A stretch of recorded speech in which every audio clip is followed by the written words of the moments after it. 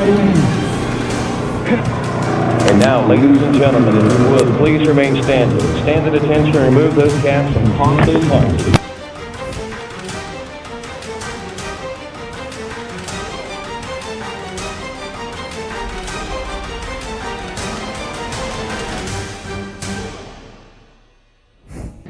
From the shadows of Indiana University, deep in the heart of Hoosier country, this is GNCC Live. Hello everyone, Rodney Tomlin along with Johnny Gallagher and Jen Kenyon as we bring to you today round number 5 of America's Premier Off-Road Racing Championship, the AMSOIL Grand National Cross Country Series, presented by Maxxis and AMA National Championship.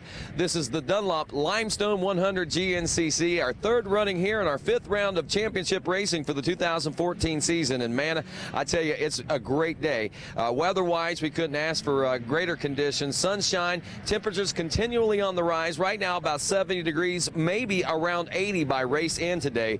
And with that, it could throw in a few variables. And another variable, the fact that we have got a rather interesting and challenging racetrack out here. We're in Indiana, and a lot of folks think about Ironman whenever you think Indiana, but it's a totally different race place. And we'll talk with Barry Hawk a little later in the show about that. But right now, let's set the stage with what's getting set to take place with Jen Kenyon.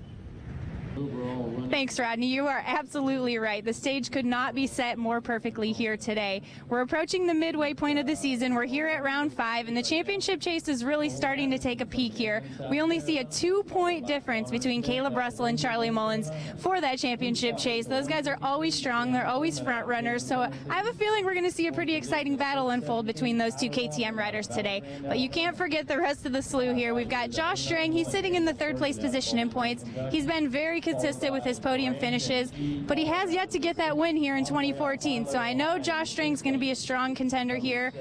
The other AmPro Yamaha teammates, Paul Whibley and Jordan Ashburn, they've both been very strong and consistent, but we did see a little bit of a struggle in both of those guys at the last round. So I know they're going to be back. They're going to be ready to go here at round 5. Another rider that's maybe struggled a little bit with consistency, but we know he's got the speed, is Thad Duvall. He's been strong all season long, but he's had a few mechanical issues that have held him back a little bit. So I think it might be time for that rider to shine a little bit. You know, we are in the state of Indiana. Chris Bach, this is his home state. Although he doesn't live there full time, this is where he grew up. These are the woods in the soil that he's ridden his whole life. So if we're going to see a win out of Chris Bach early on, I think it's going to be here in the state of Indiana. He's been really strong on his JCR Honda. I know his program's coming together really well. So, you know, we could see a flash of a, podium finish or even a win for Chris Bach here today. But Rodney, we're going to send it back over to you, and we're going to get the full lineup for today's race.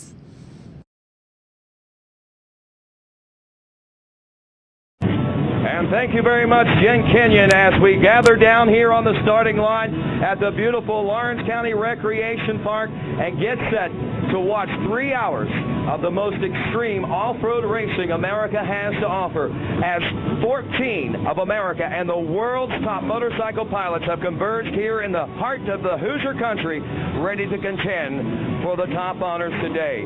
Rolling to the line first, riding aboard the number 1 from Boonville, North Carolina, aboard a factory FMF KTM. He is your defending GNCC champion. He is Caleb Russell. Rolling to the line today, second in points, aboard the number 112 from Hickory, North Carolina, a former GNCC champion, and of course, your defending National Enduro champion as well in a factory FMF KTM. He's Hot Rod Charlie Mullins.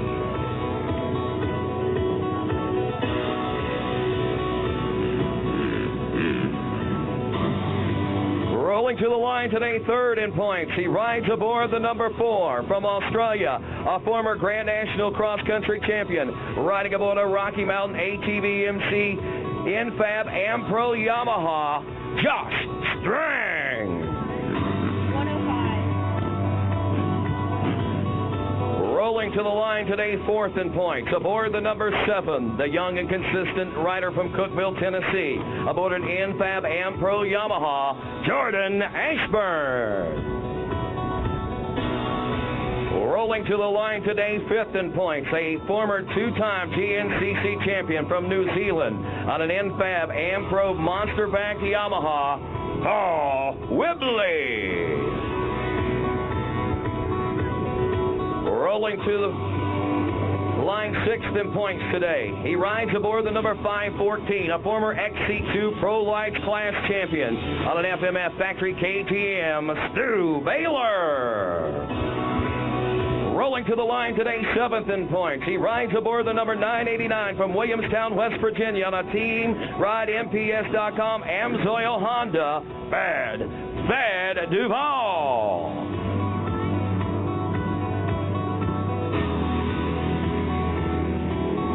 To the line, 8th in points today. Aboard the number 264. He hails from Akron, Kentucky, a former motocross and supercross sensation. He's backed by Rockstar, WMR, Performance, and KTM, Ryan Sykes.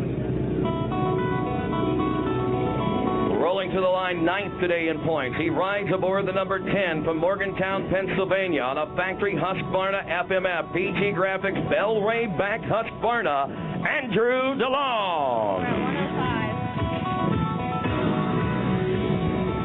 Rolling to the line next today. He rides aboard the number 12, 10th in points from Moorville, North Carolina, a former Japanese cross-country champion, backed by H.R. Palmer, Thumper, Motivations, Dunlop, and Moose Racing, Takeshi Koikeda. Rolling to the line next, he rides aboard the number 9, a former XC2 Pro Class Lights champion from England on a Maxxis Climb Dirtwise, backed KTM, Jason Thomas. Rolling to the line next today, he rides aboard the number 16 from Morrison, Illinois on a Woodstock KTM, backed by Fly Racing, CD Boots, Maxxis, and PG Graphics, Adam Bonheur. To the line next, he rides aboard the number 222 from Mashopin, Pennsylvania on an Obermeyer Suzuki. He's also backed by Fly Rest Racing and WER Racing. We're talking about Nick Davis. And rolling to the line today aboard the number 3, certainly not last and not least, but aboard that number 3 Honda, backed by Rockstar, Lucas Oil, and JCR Honda, Chris Bach. And that, ladies and gentlemen, your starting lineup for this, the Dunlop Limestone 100 GNCC. As our riders ready themselves on the line, we fire these machines up one final time. And to get ready.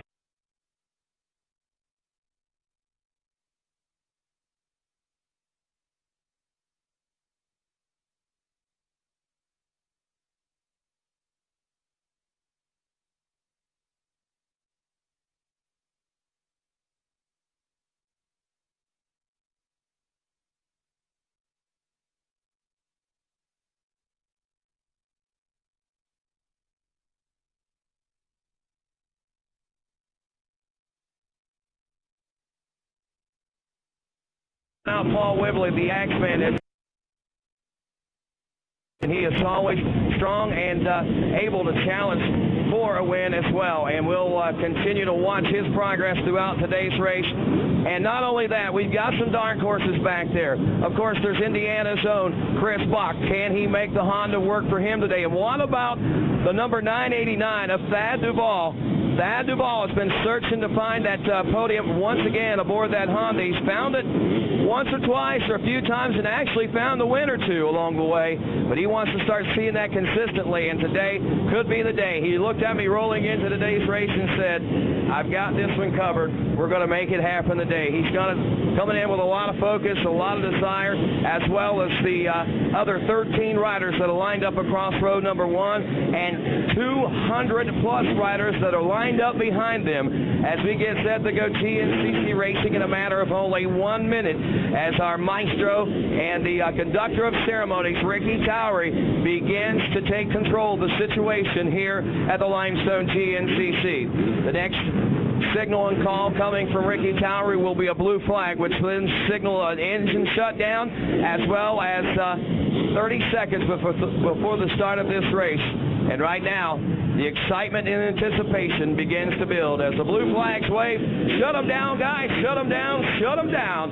As we get set to go rolling here in Indiana, I got to ask you, Indiana race fans, are you ready to go GNCC racing? Come on, Hoosiers. I know you can do better than that, and I know you love GNCC. Gonna ask you one more time. Are you ready to go? GNCC Racing! 10 seconds. And row number 1, the XC1 Pro, will be off and rolling at our Dunlop Limestone 100 GNCC. And Stu Baylor pressed off of a big finish at the OMAs just last weekend, gripping gears and trying to grab the whole shot, but it's Paul Wembley grabbing $250. But who's going to grab the early lead? There goes Wembley, there goes Baylor in the number 2 spot now. As the XC2 Pro Lights class gets set to roll next, we have got a whole host of riders in this one. Grant Baylor back with the point clean, Shade Hubbard, Lane Michael, Trevor Bollinger, Jedediah Haynes, Sam Evans, Chris Douglas, Michael McGinnis, Zach Love, Darren Callan, Alex B. Hart, Ricky Russell, Jesse Grome, Lucas Statham, Ryan Lojak, Mark Oresco, Matt Harrington, Cody Harding, and Colin May as we get set to roll in this one in a matter of only 10 seconds. And a $100 digital offroad.com whole shot award up for grabs. Who's going to grab that? Green flags up. Riders into the first third. A good jump by the 22 and the 24. We're talking about Chris Douglas and Mike McGinnis, but it's the 22. It looks like a Chris Douglas out of Cincinnati, Ohio, grabbing that one by only fractions of inches there. As we go to row number 3 now, which is going to be our Open A class. Bob Dunlap, also Phil Smith, Nathan Thornhill, J.B. Love, Zach Hayes, Timothy Murphy, Hunter Williams, Bill Murphy, Tanner McCoy, Joseph McCarty, Dylan Ramey, Brandon Peterson, Cliff Oosley, Larry Sylvia, Vincent Smith, Zach Dodson, Austin Houghton, Andrew Boggs in 10 seconds.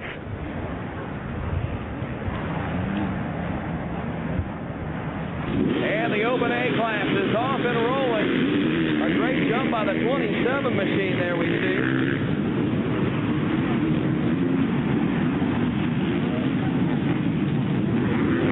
Couldn't quite catch the whole shot in that one. So we'll go to row number 4 now, which should be our 250A class. 250A class, Craig DeLong, Greg Childers, Mason Pratt, Mark Fortner, Sam Shaver, Austin Lee, Spencer Burke, Mike Wachowski, Matthew Nix, Jacob Rowland, Caleb Hayes, Sam McGinty, or Mattingly, Dylan Stout, Caleb Ward, also Gary Myers and more in 10 seconds. Derek Gasper, Mason Atherton, and Alex B. Rose.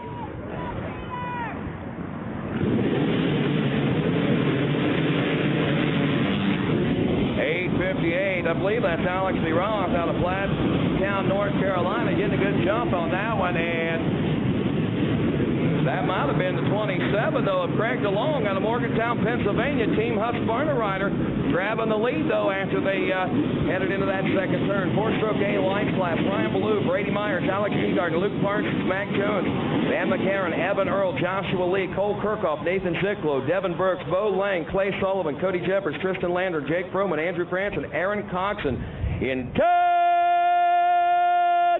seconds.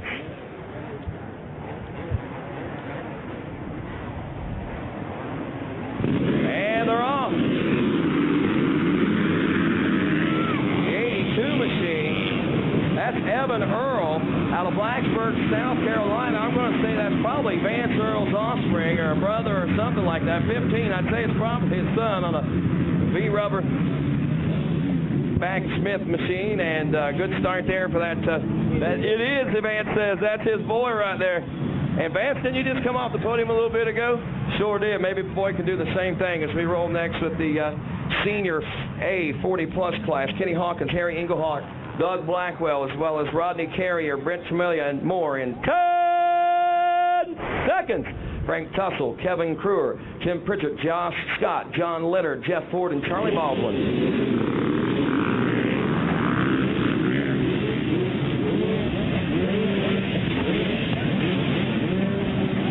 200A class coming up next. Logan Papoul, John Hugel Jr., Zachary Ferris, Christopher Venditti, Clint Masters, Josh Keys, Michael Pillar, Brandon Gearing, and Jonathan Johnson, 200A class riders here on the top side of the hill. Got a split row in this one, and then we'll go shortly after that with the next side.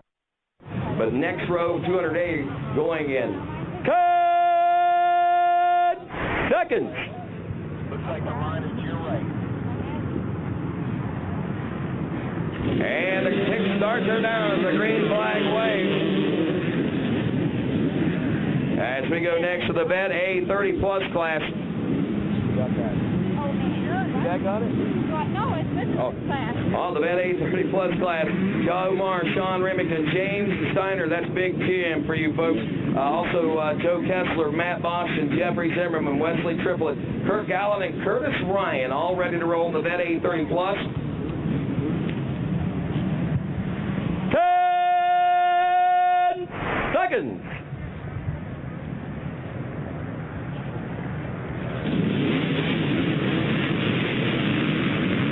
And wow, what a jump by the 53 and shotgun Sean Remington. Remington, always known for his great starts. Been a little flat lately, but man, he's coming back at it, it looks like. Vet B 30-plus coming up next as we check in with Larry Hopper, Tina. Looks like Trillman McDaniel, also Mike Kochman, Dan Price, Mark Beckert, Darren Chapman, Dennis Working, Brian Freiberger, Nathan Wallace, Brian Ridge, Brad Caraway, William Lackey, and more. And 10 seconds. Scott Dallin and also Isaac Perry ready to.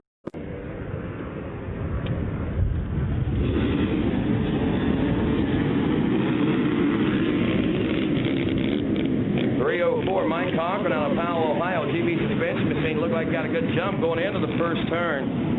Of course, he got covered up pretty good as well as we go to the open B class next. Ryan Inman, Jeremy Randolph, Joe Sarinsky, Simon Book, David Onan, Eric Salmon, Devin Gold, CJ Seitzinger, also Jared Fortner, Tyler Anderson, Joel Compton, Gary Bissang, Max Randolph, Nicholas Nyman, Josh Konachek, Jordan Burkhardt, Michael Hall, Cole Hartstreet, and Ryan Cotta in 10 seconds.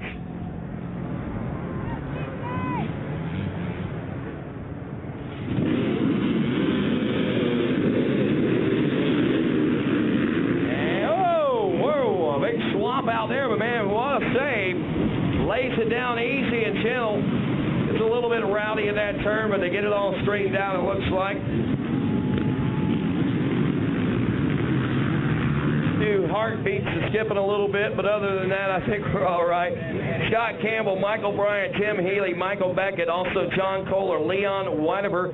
We got John Rhodes and Charles Wagner in the senior B 40-plus class coming up next as Ricky Towery signals them 10 seconds.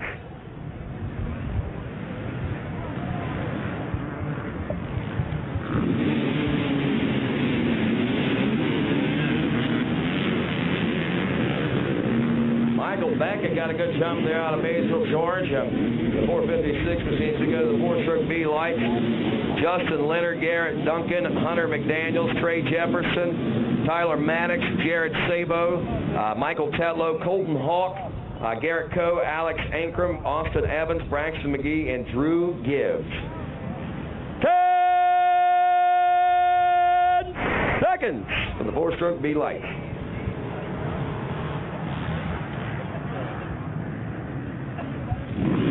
And now the 4-stroke B lights are off. What a great jump by the 220 and the 887. The 220 Hunter McDaniels, Braxton McGee, the 887 of those two Kawasaki's.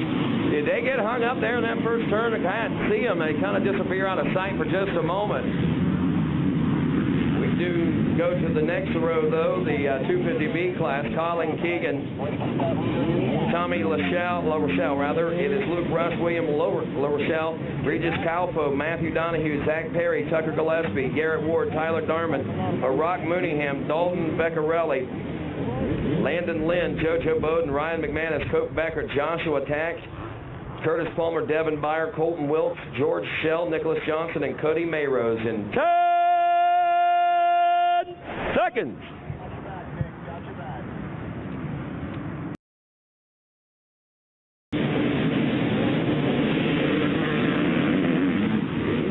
.536, Curtis Palmer out of Brockway, PA.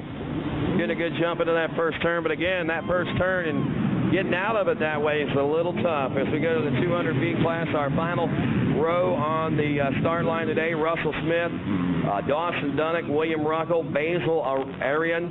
We got Zachary Hugo and Braden Moore ready to roll on Ricky Towery's cue as he lets this final row know it's time to go in 10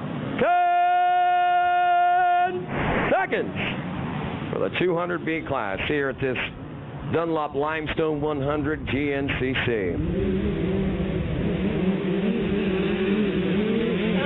Wow, what a good drag race into that first turn. It looks like the Yamaha 346 William Ruckle, 967 Braden Moore out of Ona, West Virginia, but it's going to be Ruckle grabbing over the early lead here at the early stage of this one, and that should be setting the stage for a great 200B class battle taking place there off the final row. And right now, as over 200 riders have made their way onto this race course here at the Limestone 100 GNCC. We'll be back here on RacerTV.com to talk a lot more about that, as well as set the stage. Fred Andrews and Jen Kenyon will be back right after this.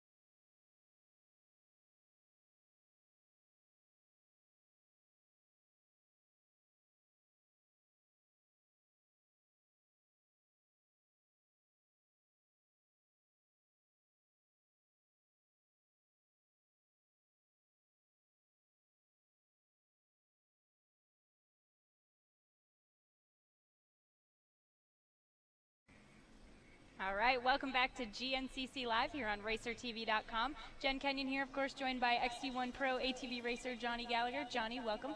Thanks. It's great to be back, and what a beautiful day we have here for racing. Excited to see things unfold here early. That's right. We're here at round 5 of the AMSOIL Grand National Cross Country Series, presented by Maxxis and sanctioned by AMA. We've got a beautiful day, like Johnny said, out here. The sun is shining. We couldn't actually have a better day as far as weather goes. We do have some racing going on right now, Johnny. We do know that Paul Whibley got off to the early hole shot. Obviously, the rest of those guys were really close behind. In the XC2 class, we saw Chris Douglas take the early lead with that hole shot. So we're going to wait and see what these guys are up to out there on the racetrack. But first, we're going to check in with Barry Hawk and get a track description. Hello everyone, we're here in Indiana. It's a beautiful weekend out for racing. We've got a 10-mile track laid out for everyone. A little shorter than the last event in South Carolina, but overall I think the event, this track should turn out a little slower pace than it did at South Carolina. When they take off the start here, they're actually going to start right behind the finish line. they're going to bypass the finish line off of the start, so that's a little bit different for the guys. Once they get past the finish out towards the 1 mile marker, we got a little mud hole out there at the 1. I don't think it'll be too much of an issue, but at the 1.5 we have a pretty steep downhill and another hill climb at the bottom of that. When they get to the bottom, they're going to have to climb that hill. There's quite a few lines there, so it should be good for the guys, but it could be another good passing spot for the guys. There, head out towards the 2 mile marker where the pro pits are. Once they exit the pro pits, they're going to head out towards the another long downhill. It's not very steep, but it's just a long gradual downhill. It's going to lead them out towards the 3 mile marker past a checkpoint. After they get past that checkpoint, we got a nice tight new section for the guys. It's going to lead them, once they get to the end of that, it's going to lead them towards the 4 mile marker. Right after the 4 mile marker, we have a spot that is really slow technical section. I think the guys, we're going to have some cameras out there. It should be really good for TV, and it should be really good, nice technical spot for the guys. Slow them down, first gear, little mud hole, little ditch crossing. So once they get through there, head out towards the 5 to the 6, and when they get back to that 6, they're actually going to be back in that same area where the camera spot is at the 4. That'll be at the 6 when they get back there. There's another slower technical spot, nice open area for the guys. Should be really good for the film crew. Once they get past there, out towards the 7 mile marker to the 7.5, they're actually going to be just inside the woods by the pro pit. So I think we're going to have another film spot there. Should be really interesting. When they get to the end of that film spot, there's a checkpoint. They're going to drop down a long rocky downhill. It's going to lead them into another really slow technical section, bunch of dips and creeks and little small hill climbs. So once they get through there, back towards the 9 mile marker to the there's an uphill there, and we got another spot laid out in there. There's a bunch of ups and downs and some small hill climbs with some rocks in it. So again, that's another spot that I think should be really interesting for the guys. They should really enjoy that. Once they get through that section, it's going to lead them back around to the start line, and then right immediately after the start, go into the finish line. So again, it's a little shorter track than South Carolina, but overall the riders should enjoy it and have fun. Hopefully everybody can walk away here with a smile on their face.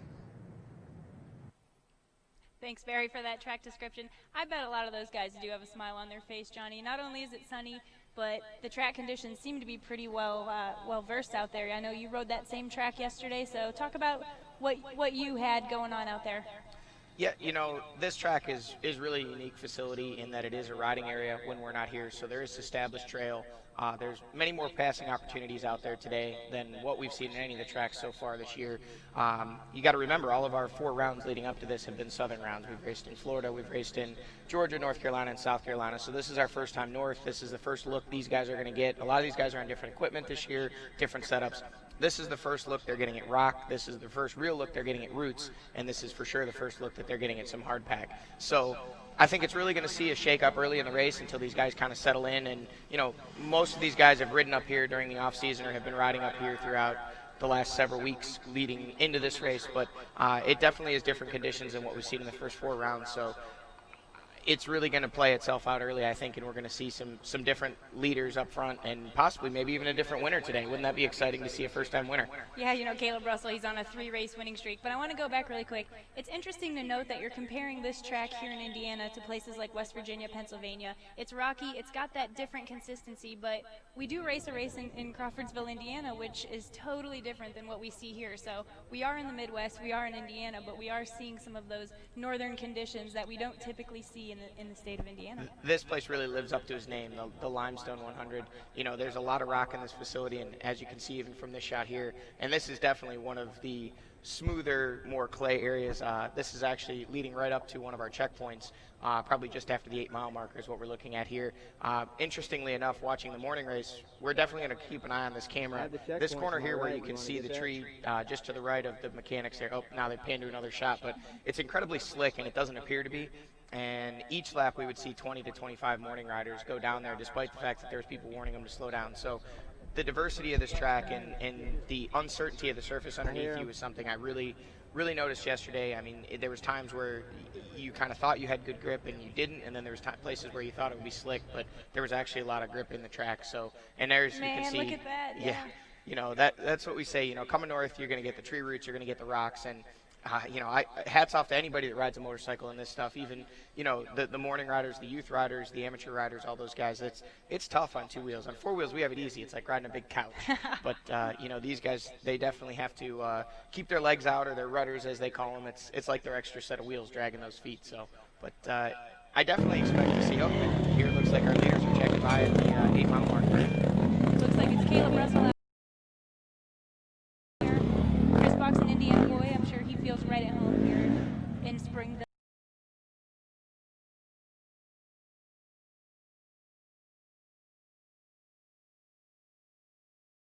Top 3, 4 really break away on that first lap, and today that's not the case at all. We're seeing that everybody's kind of nose to tail.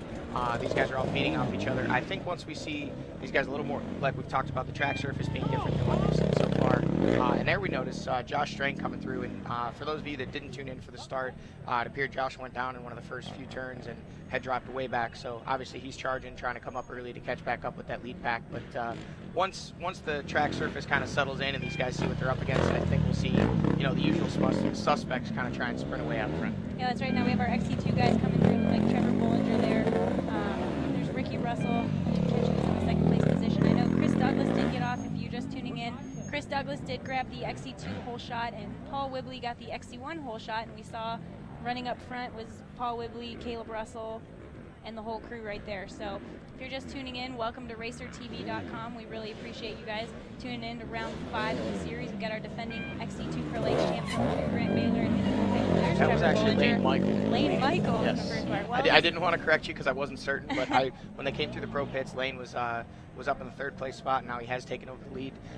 Interesting to note that Ricky Russell there was missing a handguard already, or it was hanging down. So we saw a lot of that in the morning race. Like I said, this uncertain track surface, these guys are banging trees left and right, and it's definitely. That's Chris Douglas there, so obviously he's dropped back from that group that he had mentioned. And there's Callum May, the rider out of New Zealand, coming through, and he's been making quite a statement so far this year. So, you know, these XC2 guys, they're young, they're hungry, they're doing battle, and they're pushing it early. You can see how much more strung out they are already than the XC1 guys that are kind of all still together in a pack. Yeah, you're absolutely right. You know, there's always 20-plus guys in the XC2 Pro Lights class, so there's always a deep field of those guys. It's always really interesting. But for now, we're going to go over to our GNCC 411 segment. If you don't know anything about GNCC, if you're just tuning in, maybe you're trying to catch one of your family members and you're like, what is GNCC? What does really go on there? We put together a nice little piece to explain quite a few of the things that may not be so well known to the rest of you folks out there. GNCC Racing is a cross-country style motorsport race featuring either ATVs or motorcycles. Depending on the event schedule, 6 to 7 races featuring riders as young as 4 and as old as 60 plus will race at any given event. GNCC racers come from all 50 states as well as numerous countries all around the world. The race starts as a dead engine start, with each rider lined up on the row of his or her class. Each row starts on the wave of the official green flag and the race is on. Race arrow signs designate the race course, and with some exceptions, riders must stay within 25 feet of the race arrows. Riders do not get to practice or pre-run the track, but are allowed to walk the track during designated times prior to race day. A GNCC racetrack may include trails, footpaths, roads, hills, motocross tracks, and any terrain navigable by a bike or ATV. A course is typically between 9 to 12 miles long for the afternoon race, but shorter for the youth and amateur races. XC1 or Pro level racers will have a red number plate with white numbers on their machine, and XC2 or Pro Lights riders will have green number plates with white letters. The point leader in each class will have their number plate colors reversed. Flags. The green flag signals the start of the race. The yellow flag signals caution. The 2-lap board signals 2 laps remaining, and the white flag signals 1 lap remaining.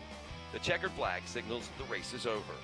Riders are scored when they cross the finish line by a transponder mounted on their bike, and overall position and time are adjusted according to the row in which a racer started on. Once the race is over, the top 3 finishers in both pro classes are interviewed on the Maxxis Victory Lane podium, and top riders in every class are awarded trophies.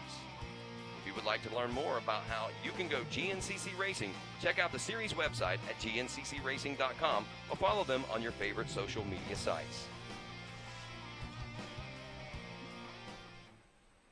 All right, welcome back to RacerTV.com. You're watching GNCC Live right here from Springville, Indiana. Johnny Gallagher's joining me. I'm Jen Kenyon, of course.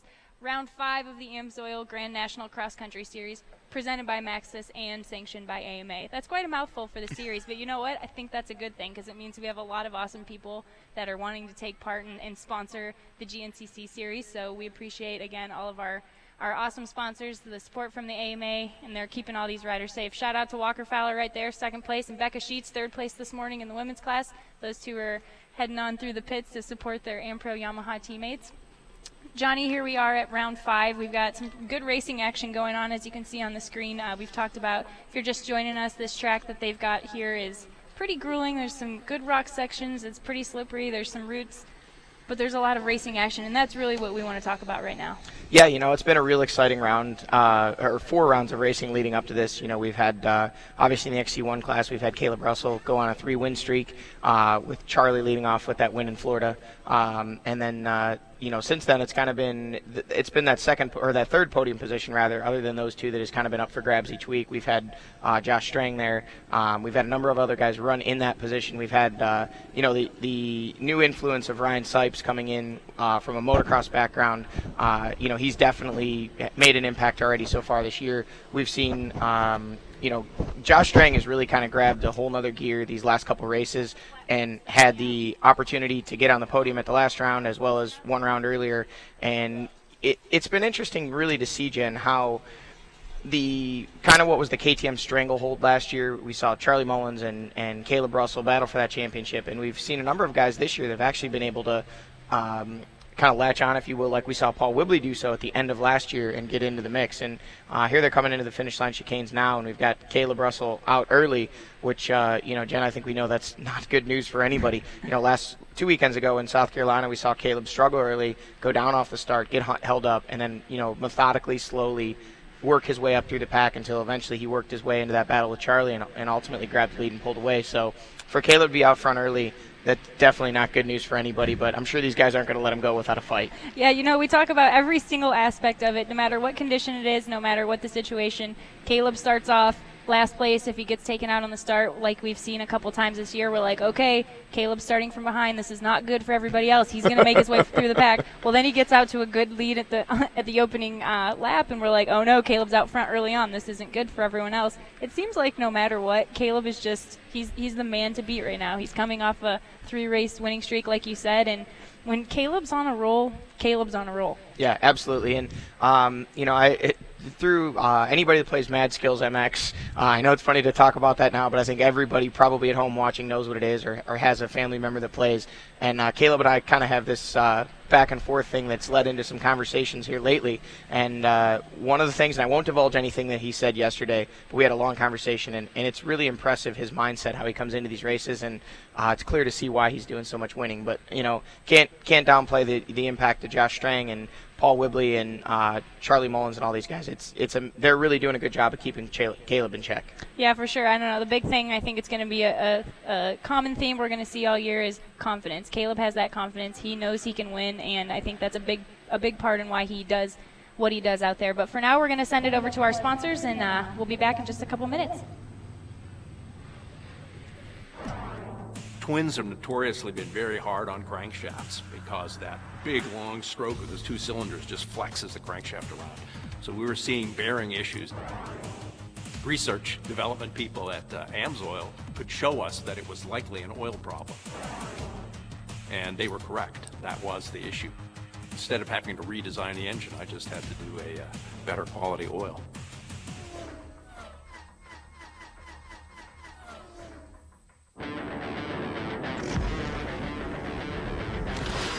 Sometimes you come across something so different, you just have to stop and check it out.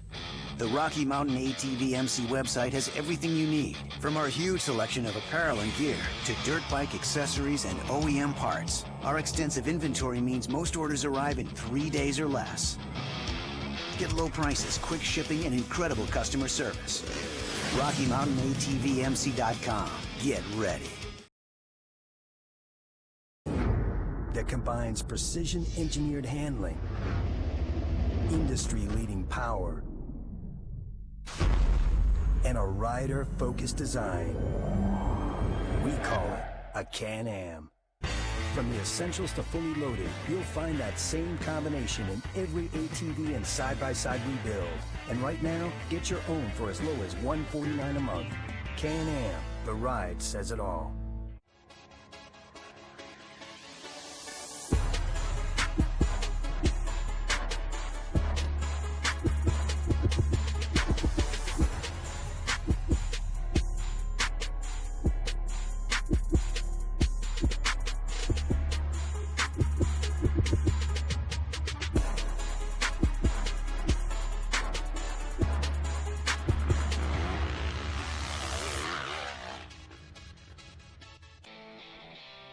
The top racers choose the Sunstar Work Z stainless steel rear sprocket. Featuring an offset tooth designed for self-cleaning, it's up to 40% lighter and 3 times more durable than standard steel. Teamed with the Power Drive countershaft sprocket and Works triple guard sealed ring chain, you've got unbeatable performance and durability. Sunstar drives Ryan Sykes, Thad Duvall, Adam McGill, Jared McClure, and many others. Watch for them on the podium all year long.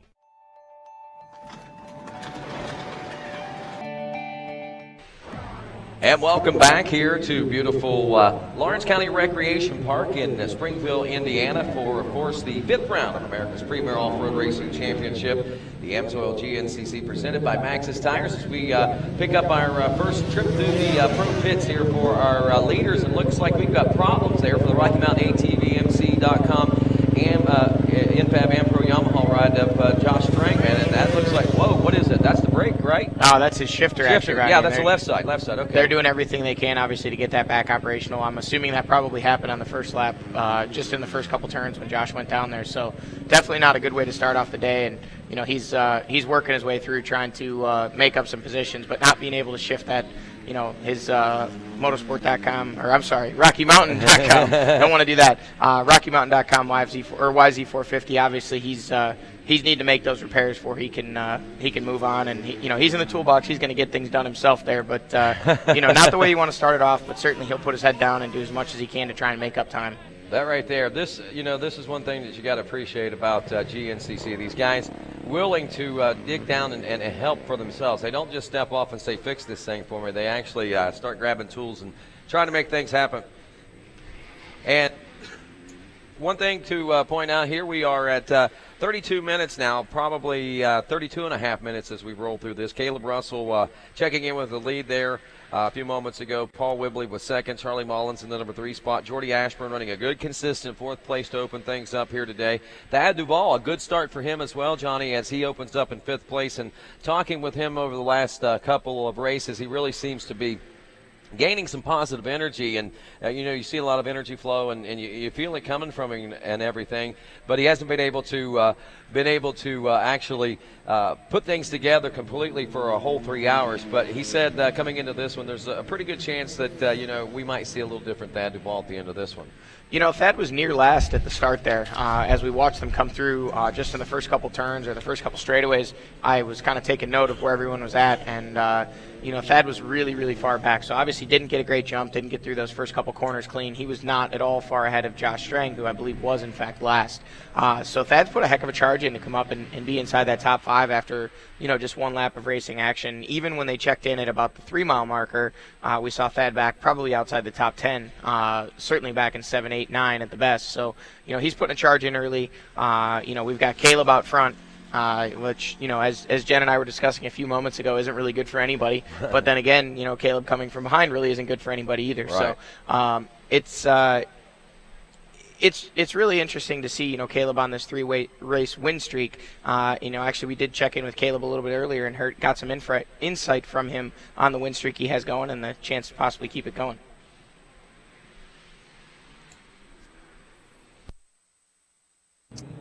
Yeah, so we're here at the Limestone 100. This is our 3rd year here, so I'm looking for a good race. Been here, I won in 2011, our first year, so I finished second last year. I had a pretty good crash, actually, so looking to keep it on 2 wheels and keep the streak alive. It's going to be tough. Charlie and Josh are really riding well, so we've kind of separated ourselves from the rest of the pack and established ourselves as championship contenders. And it's going to be tough because those guys are really riding well. So I just need to stick to my game plan, try and get good starts, and just minimize mistakes, and I kind of, like a broken record, say that all the time, but that's what works and gets these races won. So just being there at the end, and hopefully we can get number 4, and that'll work. I think it'll work, Johnny. That'll work. One thing, yeah, exactly. I mean, the funny thing about it is, I can remember when we first started doing a lot of the television coverage and stuff, and we would do interviews with the great Barry Hawk. It was funny. We would be in the editing room, and we would verbatim be able to recite Barry's interviews before they even played on the tape, because a lot of those, it would happen that way. And it seems to be a pretty good formula. It worked for Barry. It's working for him. And right now, we'll see what's going on and what's working with Jen Kenyon right now. That's right, Rodney. I'm down here in the NFAB Ampro Yamaha pits. As we saw just a few seconds ago, Josh Strang came in. The crew said that he crashed on the first lap, and they had to just bend his shifter over a little bit. He wasn't able to actually shift gears because it was so bent. So you saw Josh got down here. He got his hands dirty. The crew did it. They all fixed it up, and now he's back out there and ready to go. Well, thanks a lot, Jen. And that was a pretty neat little thing there that a good insight to the GNCC and the heart of it, and what makes it beat and what makes it, keep the passion and the drive alive for these guys. Like we said, a lot of guys in a lot of other sports would just sit back and watch, and whether they know how to or don't know how to, the great thing about these guys is they learn out on the trail. When you're 4 or 5 miles away from the pit, sometimes you've got to know what's wrong with that bike, and you've got to be able to come up with some sort of a Jimmy rig situation, so to speak, and make it happen out there, and you got to be familiar with that kind of stuff. Not only that, but the terrain that we ride, it lends itself to being able to kind of adapt on the fly. And, Josh had probably the better part of a lap to assess the situation, see exactly what was going on with the shifter. And in his mind, he's trying to minimize damage, or as Caleb would say, minimize those mistakes, And what he's figuring out is that he needs to get that shifter repaired and get himself back up into a, possibly a podium contention, but if not, definitely a top 10 or top 5 or whatever he's able to work out for the day. Got to score points, so, man. He's out there in his mind. He's already playing out these scenarios before he gets to the pits. And I know I can speak from personal experience. I've done that before where, when I come in, I already know exactly what I want to do to fix the problem and get myself back out there and score any points that I can for the day. And unfortunately, as we're sitting here, we see Nick Davis pushing his Obermeyer Suzuki through the pits, which we've seen as an all too familiar sight this year, and unfortunate for him, but maybe they'll be able to get back and get that machine fixed up and back out there today. That is unfortunate, and with him pushing it, that's a good sign that he is wanting to get back out there and feels that he will be able to get back out there, whatever the issue may be. I was talking with Keith Obermeyer a little bit ago, who is a major sponsor for Nick Davis and his off-road efforts here in the GNCC this year, and he was telling me that through Obermeyer Suzuki, that Suzuki is going to make a push and try to come back into the off-road market, and we're going to see a little bit more involvement out of Suzuki in the future. And Nick Davis, I think, is just a tip of the iceberg of what is to come with Suzuki. And man, we really hope to see that program flourish and prosper. That's for sure. It definitely says a lot about GNCC Racing that this is the platform, this is the venue where all of the major manufacturers, both OEM and aftermarket, they bring their products, they bring their companies to the forefront, and they showcase what it is that they have to offer, and they do that through GNCC Racing. And it says a lot about the fact that we are sitting here in the premier off-road racing series in the world currently. Yeah, and sitting there watching some shots, we saw Big Stu Baylor there. We saw Big Chad Duvall, not Chad, which is Thad Duvall's dad. We saw a few other KTM folks standing by waiting for their riders to come into sight. And I'd say that's probably out near that 4 or 5 mile mark, if truth be known. That was actually the 8 mile marker where they were standing. So they're waiting on those guys to come in, and that would be the third checkpoint that they check into. Okay. Now we've got a shot coming back from, now this could be around the 4 or 5, and it looks like that was Caleb Russell leading. Potentially Charlie Mullins, it appeared to be right there behind him in second, and then that was Jordan Ashburn, just going by our camera, would be third, Paul Whibley fourth, Thad Duvall in fifth. I believe what we see there now is that's Andrew DeLong there, and I'm not sure who that was. Well, that right there. That was Takeshi. Is that Takeshi Koketa there in front of him? So that's about your top 7 right there. Wow, so that's pretty interesting how tightly knit they were. Russell and Whibley haven't gotten that far out, nor Mullins. Ashburn We saw him riding very conservatively through there in a strong fourth-place position still. And Thad Duvall. One thing to point out, time adjustment, we can probably see here coming down the hill shortly. There goes Stu Baylor. He is and was checked in there a few moments ago at the end of that first lap of racing. You know, but he was 7th place there, so it looks like he might have dropped a couple of spots as we've seen Chris Bach and those guys come through a little ahead of him. He was actually 6th there in XC1, and if you notice your 6th place overall rider would actually be your XC2 leader, and that's Jesse Grom. Yeah. So, that says a lot about the condition, if you will, of this track. And now we see Jason Thomas checking in there. Jesse Grom is an enduro guy. He's a technical guy. I mean, he's transitioning over to GNCC and doing better and better with each round. And I believe that may have been Jesse actually going through the shot right there now. So it's cool to see that, like we talked about a little bit in the opener to the show, this is different terrain than what we've seen these first 4 rounds. And to see Jesse up there, doing so well early in the XC2 running. Some other interesting things are, too. If you take a look at that, Jesse running right now 6th place overall. If you look back to 2nd place, it's Ricky Russell, the number 212 in the XC2 Pro Lights class. Russell going through our shot right now as we watch RacerTV.com here. And, there's only 6 seconds, like we said, separating them, but there's 5 positions in the overall that separate them, which is a good indication of how tight that 6, 7, 8, 9, and 10 spots are in the XC1 Pro class right now. And we saw that whenever they came through right there in that shot just moments ago. Yeah, and, the uncertainty of the surface, and I can't mention that enough. I'm not, obviously, and here we see Josh Strang. So he was able to get going and certainly isn't out of this race by a long shot. That's pretty impressive, really. He was able to, right that shifter. Hopefully he's got it into a comfortable position for himself. And if it's not comfortable right now, he'll adapt to it. Because, Josh is a multi-time winner, former champion. He's not going to let a little bench shifter hold him back. He's going to charge all day long. And he's got a little extra fire after making that unscheduled pit stop, I guess, if you will. And now he's going to keep his head down and try and chip away at potentially working himself up into a little higher up in the overall rankings. Well, we see the XC1 Pro class here with the 11 minutes and 30 seconds or so before they're due in for lap 2 complete. We're about 42 minutes into the race. Russell, Whibley, Mullins, Ashburn, Duvall, your top 5. They still check in like that. A little change back there in 6, 7, and 8, though, as it looks like Chris Bach has got to move up, and Takeshi Koiketa as well as Andrew DeLong. I believe Andrew DeLong may be 6th place in the class now. And anyway, they're pretty much the same top 10. I believe Josh Strang, actually, no, Josh did check in behind Jason Thomas. So Thomas, I believe, has taken over the number 10 spot in the XC1 Pro class.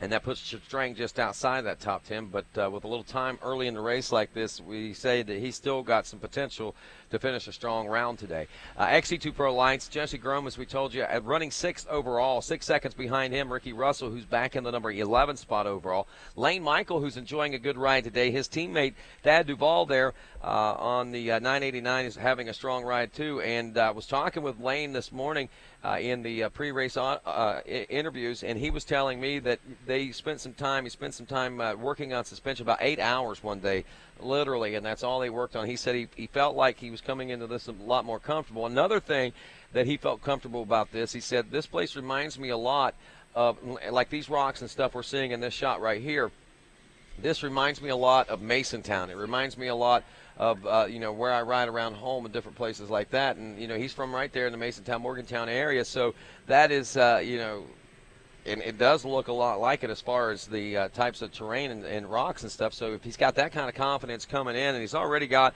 the speed and the talent, this is a good combination. To see him up here early on like this, only 6 seconds behind 2nd place, and now 18 seconds behind Trevor Bollinger, who has been on a major move and a major tear lately. Actually, as they checked through there, I did notice, and again, I'm just kind of going off what I can see through the trees, but it did appear that possibly Trevor Bollinger had dropped back a little bit, as well as Shane Hufford.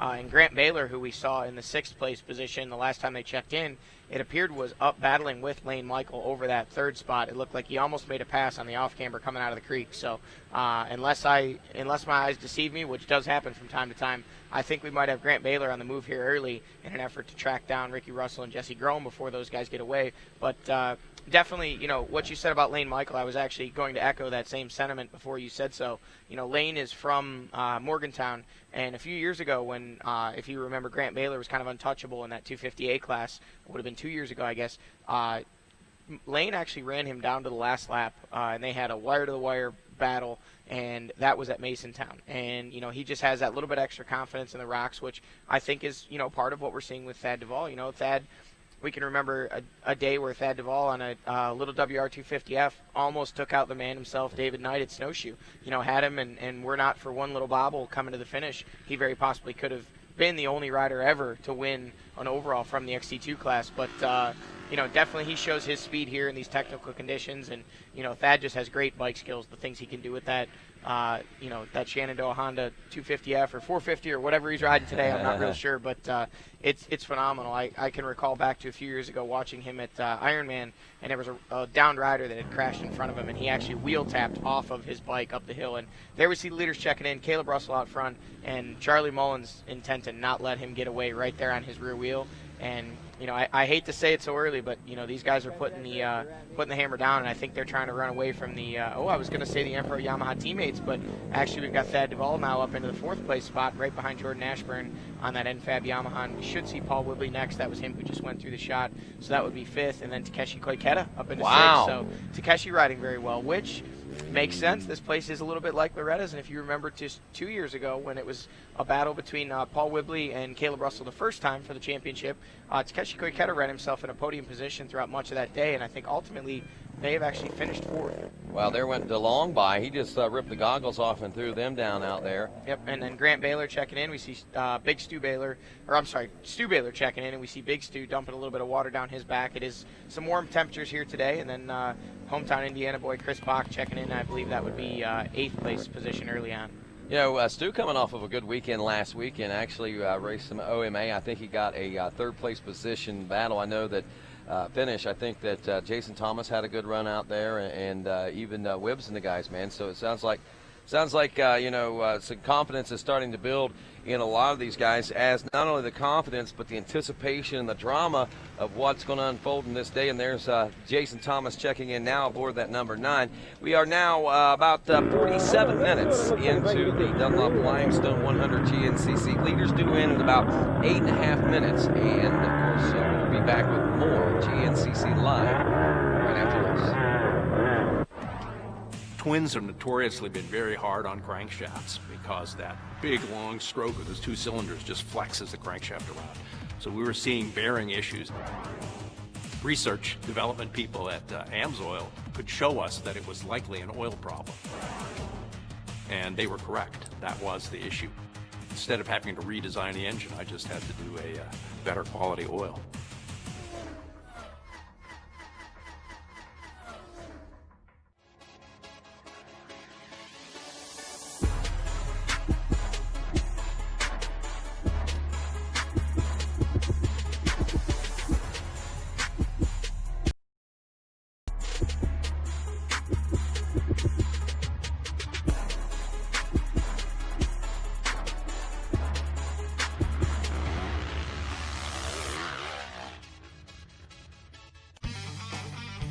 Evans waterless coolant solves your overheating problems. The high boiling point of 375 degrees and low vapor pressure means the coolant stays in the engine and cooling your machine. Randy it for 5 years. In fact, you'll find Evans in the radiators of most top GNCC machines. The latest updates. The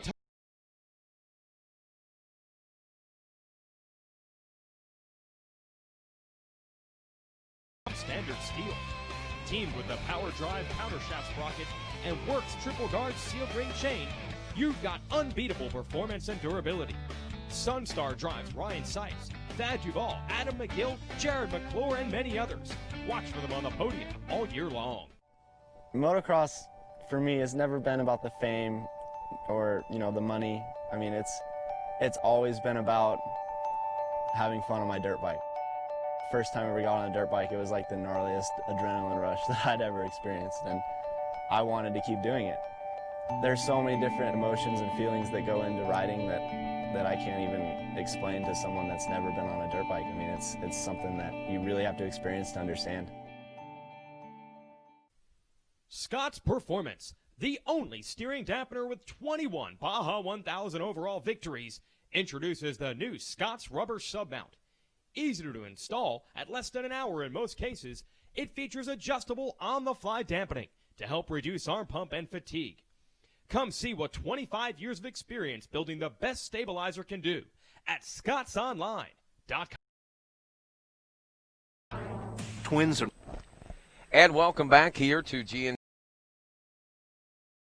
Country. From Bloomington, of course, where Indiana University is located. Rodney Tomlin, Johnny Gallagher, and, of course, Jen Kenyon. Jenny on the spot, as we like to call her here in the GNCC Racing Nation, as we are bringing to you this Limestone 100 GNCC. And, wow, I tell you, big race today. Right now we got Russell out front, Whibley in the number 2 spot, and back in the number 3 position as we're used to having Charlie and Caleb battling it out after Charlie's tried to go into checkout mode. Well, things are a little different this race around, and actually we had a chance to talk with Charlie about that. Yeah, we finally had a weekend off, had Easter off, and just kind of had some fun after Big Buck. Just rode my 125, had a lot of fun, and this past week kind of got back on my normal schedule and had a good week. So we're here round 5 in Indiana, and looks like it's going to be a good weekend. It's going to be a little on the warm side. Dirt should be good, so just kind of looking to have a good result and, hopefully get the points lead back after this race. Also talking with Charlie this morning, Johnny, he was telling me that, he kind of felt like maybe he was, the break did him good, and to have that fun and get on the 125 and get away from the actual grit and grime of his normal training routine. He actually only rode a couple times at 125 one day, and then another day, maybe 1 or 2 days the next week. But tough little situation developing there on the track. But we got, the idea that Charlie's trying to change things up. Maybe he feels like there's too much pressure, and sometimes that can happen. You get so into it in that bubble. It's better sometimes to step outside that bubble, and I'm sure it's something that you've done before too. Look at the battle coming at the finish line now. Speaking of Charlie, here he comes checking in just behind Caleb Russell. Caleb's still in the lead, Charlie in second. And real quick before these guys do check in, that's interesting to note. Charlie's talking about that weekend off. With him doing the dual series, Caleb is focused on the GNCC. That's his job with KTM. Charlie, they've chosen for him to do a dual attack where he's chasing both the championship here and the National Enduro Series. So up until this point, every weekend off per se that we've had from GNCC, Charlie's been chasing glory at the Enduro Series. So maybe it's taking a little toll on him mentally and physically. So for him to be refreshed, he definitely looks pretty determined and fast here early. And those guys are setting a torrid pace right now. Thad Duvall into the number 3 spot. Wow. So Bad Thad charging early. We made mention that he didn't have the greatest start. Worked his way up into 5th at the end of the first lap. Top 5, great position to be. You said you saw a little bit of extra confidence in Thad, and now we've seen him not only check into the top 5, but he's worked his way right into the top 3. So interesting to see that early, and what can Thad do with that? Can he put the hammer down on that Morgantown Power Sports Honda? My apologies. I had referred to an old sponsor of Thad's, and apologies out to the Morgantown Power Sports guys. They're doing an awesome job. Hometown boy back in Thad, and he's putting it up on the box for him early here today. We'll see if he can keep it there. Who knows? Maybe grab those guys a win. Definitely showing speed early, and we know Thad has the bike skills. We know Thad has the conditioning. So can he get up in there and put it to a win? I just got kind of excited, man. I just here in front of the Race Day Studios that we've got at RacerTV.com. We've got the finish line out in front of us, and the team riders and wives and the team riders' wives and their crew basically all making it back, mechanics and all of them running from the finish line back over toward the pro pits. We saw Caleb's wife making her way by there a few moments ago, and his mechanic. We also saw Charlie, his wife Rachel, and his mechanic making their way through. We saw Takeshi Koiketta's wife. That's something we haven't really had a big opportunity to see a whole lot of, so it's pretty neat to see her into the mix of things, and I'm sure that she's feeling pretty good about being in that position again, because it's been a while since they won the Japanese Cross Country Championship. Yeah, Takeshi's done a great job over here, and he's really put himself up in contention for top 10s throughout the first couple years of racing, and even he's had a select few top 5s at some races. So definitely has the speed, definitely has the experience, but it is a huge adjustment for him coming over here from Japan and relocating his whole family. And now we see the XC2 guys checking in, and also Josh Strang. Strang here checking in, and he's obviously on the charge after that issue he had early with the shifter, and I think we had an opportunity to talk with Josh a little bit earlier today. This year has been consistent for me. It's top 5 in every race, I think, so far this year, and it's been good. I like getting podiums and top 5 finishes, but I'm not happy with our podiums. So hopefully today we can. We've been working up the first 4 races, been working into a good result, and hopefully today I can be good to get another podium and hopefully a win. Josh currently running 12th in class. He dropped to the 13th place position. Still waiting on Ryan Sipes. They were 14 riders, I believe, in the XC1 Pro class. 13 of them have checked in with at least 1 lap.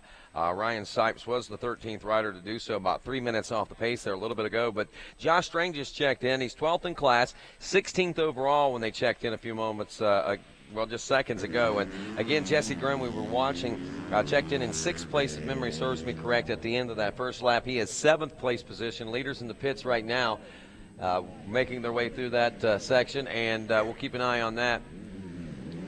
Interesting of note, we saw as they're checking in, and there's Dad Duvall coming through in 3rd. We see Big Stu Baylor standing there with the fuel jug. So we have to assume that means Little Stu is going to pit here. Now, we saw his 2 KTM teammates actually bypass the pits. So is that possibly a difference in fuel mileage we're seeing between the 2-stroke 250 that Stu is on and the 4-stroke 350 that Caleb is on and the 450 that Charlie is on? I know that talking with Fred Andrews yesterday during the ATV racing, that's one thing that he was alluding to. He said, since the development of the 4-strokes and stuff, he says actually the 4-strokes get much better gas mileage than the 2-strokes do. So he said you would probably see in a lot of instances 2 pit stops for a 2-stroke in some occasions where you would only see 1 for a 4-stroke. Oh, I think ultimately we'll see at least 2 pit stops out of Caleb and Charlie. But does that mean that we may have to see 3 out of Stu? And actually we see Andrew DeLong making the pass there. So, Andrew's probably thinking to himself, man, I'm glad I ran a 4-stroke. That was the easiest pass I'm going to make all day. But we see Chris Douglas now checking into the finish line area, which is about 2 miles before what we're actually seeing in the pro pits. So we should see our XC2 leaders checking into the pro pits here any minute. And we're seeing the rest of the top 10 in the XC2 class checking in over at the finish line now. So, you had mentioned before, we're seeing all the crew members run back and forth here. The layout of this Limestone GNCC track here, it really allows the spectators and the crew members to get to a variety of different position or spots on the track. They can get to the FMF power point, they can get to the finish line, they can get to the 3-mile marker, they can get to the 8-mile marker, and they can get over to the pro pits all in 1 lap. So if they're willing to put the legwork in, they're going to see a lot of racing action today, but not as much as the folks at home are going to see if they're watching RacerTV live. Yeah, exactly. And that's one thing I like about the RacerTV or GNCC Live on RacerTV.com is the variety of different shots that we do get to see. And myself personally, being the announcer, there's the other Baylor in, Grant Baylor making his way into the pro pits. He is checking in that XC2 Pro Lights class, 3rd place after the end of lap number 2. He was only 3/4 of a second behind Ricky Russell, who was about 32 seconds behind Jesse Grimm. So there is... that was your top amateur coming through. That was Craig DeLong that we just saw. Yeah, that's shot. And that was... we have... with Craig checking in there, that's Andrew's little brother. So, those guys are out there doing battle at the same time. And with all things being equal, maybe someday soon here we'll see, just like we see the Baylor boys up there. And, we get those 2 mixed up sometimes because they look a lot alike, ride a lot alike. But with, the DeLong boys, maybe it'll be, we've got Russell and we have Ricky Russell and then Caleb Russell. And then we have the DeLong brothers, and then we have the Baylor brothers. So there's a lot of name duplication going on, and it kind of makes things a little bit difficult on us sometimes. But speaking of brothers and the younger of the two Baylor boys, Grant Baylor, he comes into this championship season after his rookie year, which seemed to be a year of, everything just fell into place for him, and he comes in. Well, everyone was expecting and thinking, and this should be the easy year, that he would win the XC2 Pro Lights Class Championship, as you had DeLong moving up, you had Jason Thomas moving up, and a few other guys moving up. But what really is amazing is how much more of a struggle his second year in the XC2 Pro Lights class has been as opposed to his first year. You got to wonder what the difference is here in 2013 than was in 2014. Yeah, and it's interesting that you say that, because there's Jedediah Haynes, by the way, checking in. He is XC2 Pro Lights rider number 20. He's currently 6th place in the XC2 Pro Lights. And we see that was actually Andrew and Craig DeLong's father who was doing the fueling there. So cool to see. Those guys are put right next to each other. So obviously, Mr. DeLong decided to help out Jed, making a short crew member this week. But GNCC Racing, as much as this is the premier off-road series in the world, it's still a family sport. And those guys will lend a hand when need be. But interesting of note is, you mentioned Grant Baylor and his struggles earlier in the year. Right. And I actually had a chance to discuss that with Grant after his excellent ride that he had in South Carolina. And when I talked to him about it, he didn't get defensive, but he was kind of shocked that I had felt that he had been struggling. So when I told him that I'd kind of called him out on RacerTV earlier this year, in which you remember he wasn't aware of that. Right. And he said, "Well, what do you mean I've been struggling? I've been finishing on the podium or near the podium every race." And I just said, Grant, I apologize. I'm not trying to make you look bad. Obviously you're riding great, but to me it just seemed like you didn't have that same desire, and I think it kind of caught him off guard a bit. So I felt silly for saying so, but he does have that. He does have that reverse plate this week, and that signifies the points leader. And I think we had an opportunity to check in with Grant before the race and get his take on how the season's gone so far and what it's like to be the points leader coming into today. Yeah, it's definitely a lot easier going into it with the points lead, and didn't have it too great at the start out to the season. Had a few bike issues at the first round, and then the third round I had some bike issues, and then so I won at the last race and got back in the points lead. I think I've got maybe a 4-point lead over Ricky Russell, and then Trevor Bollinger's right behind Ricky, and I think it'll be really good Sunday. The track conditions are awesome, looks like, and it doesn't look dusty. It's not going to be muddy, and this is one of the tighter rounds of the GNCC racing. Most of them are super fast, and this one's a little bit tighter. Not as many field sections and different stuff. So definitely be a good one. And he's right. It is that split screen shot on RacerTV.com. We saw Russell go through, not far off the pace. Charlie Mullins, the 112, running in the number 2 spot there, and really close behind Charlie now is the 989 of Thad Duvall. Thad looking and appearing to be a man on a mission right now as we were watching him kind of attack things there. That's out here near the 4-mile mark as we're seeing that now. So that's probably about, I guess almost halfway, coming up on halfway on the second, or actually this will be the third lap of the race. Yeah, it's like we discussed the fact that had worked his way up into the top 5 after a bad start, into the top 3 after 2 laps of racing, and then now we see him on the rear wheel of Charlie Mullins. And as we looked at that shot, and what we see here is Trevor Bollinger, who has already won a race this year in the XC2 class, and now he's in the pits, and they are. It almost looks as though they're trying to dislodge something from his swing arm, possibly the rear brake system. They're definitely working on something with the rear brake system. It looks like they're going to change it out. Maybe he's lost his rear brakes, and they're going to pull that off of a practice bike, or they might have an extra complete system sitting there. But I can tell you from experience, that's a lengthy repair right there. That's not and there you go again. See what Bollinger's doing? He's got his hands in there. So and I would venture to say that Trevor probably works on a lot of his own stuff at home. Most of these guys do, even if it is just their practice bikes. So, he's the one that's out there laying his, his life, his well-being on the line. He wants to be the one in there spinning the wrenches, and it's difficult. A lot of times you have a mechanic or you have somebody in the pits that really is capable, but it's nearly impossible just to stand there and watch them work, because you're thinking in the back of your head, I could be doing this faster. So this is probably the best thing Trevor could be doing with his mind right now, which is occupying it.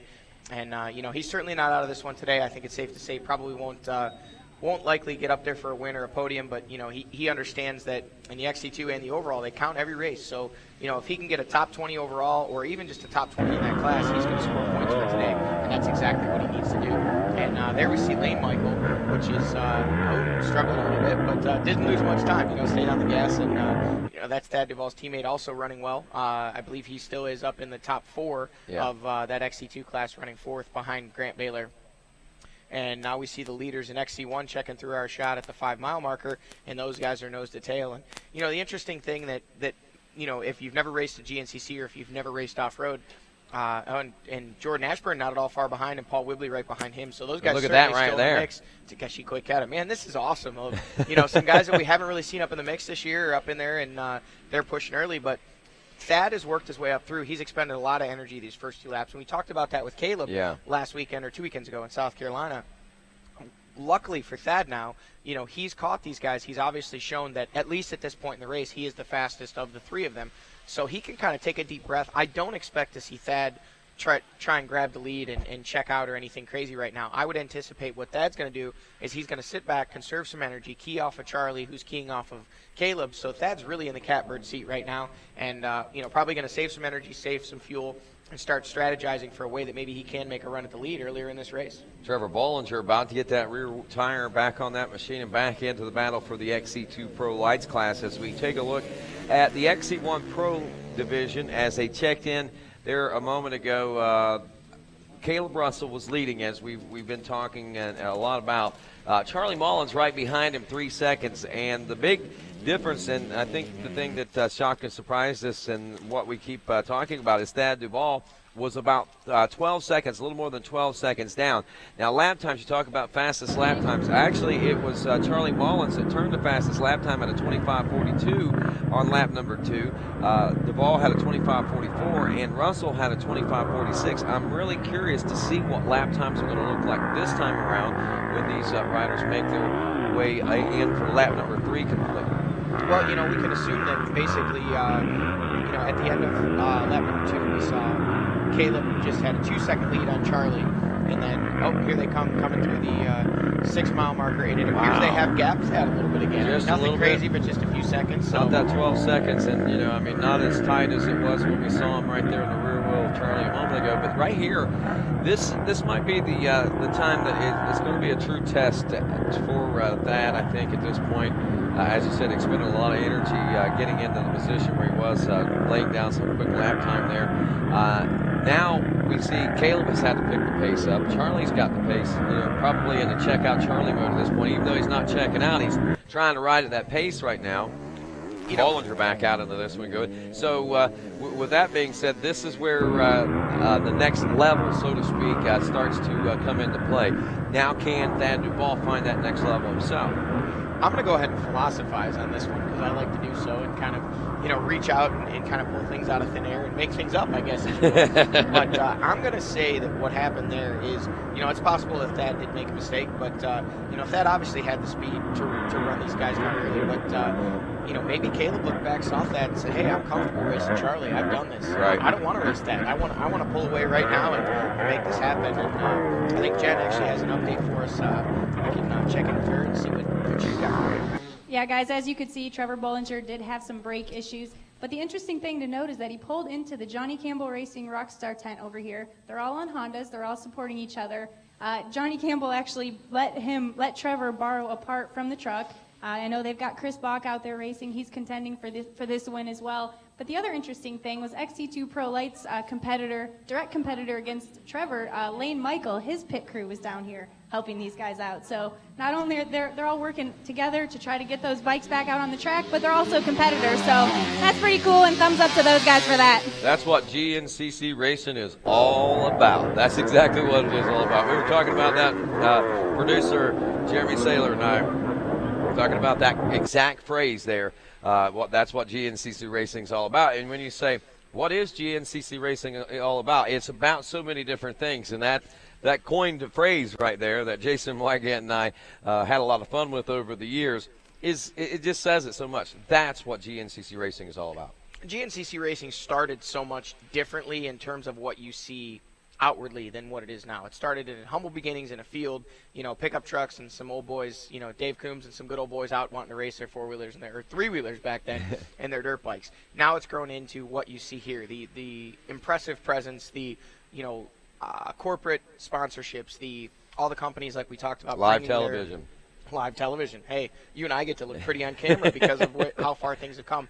But the core of the people of GNCC have remained the same. Racer Productions and the Coombs family and people like you have made sure that happens. And I really think it does spill over into the riders, even those that weren't here years ago, to see how things were. It's still a family sport. And we still, as a competitor, I can say, you still want to race people at their best. And, obviously on the track, we're going to do everything we can within safety and, moral and kind of fair racing practices to beat your competitors. But, you want them out there racing. You don't want a guy, you hear people say all the time, well, so-and-so got hurt, I got this win. You don't hear that in GNCC. These guys, they want their best competitors out there to race against, because if they get up on that podium and spray that champagne, they want it to be because they beat the best, right, not because the best weren't there. So, that's it. In the case of Trevor Bollinger there, he's already won some XC2 races. Lane Michael is currently running fourth, but his dad came over and lent a hand and said, hey, let's get him back out there and racing. Like we said, that's what GNCC Racing is all about. We'll find out more of what GNCC Racing is all about right after this. What do you call a machine that combines precision-engineered handling, industry-leading power, and a rider-focused design? We call it a Can-Am. From the essentials to fully loaded, you'll find that same combination in every ATV and side-by-side we build. And right now, get your own for as low as $149 a month. Can-Am, the ride says it all.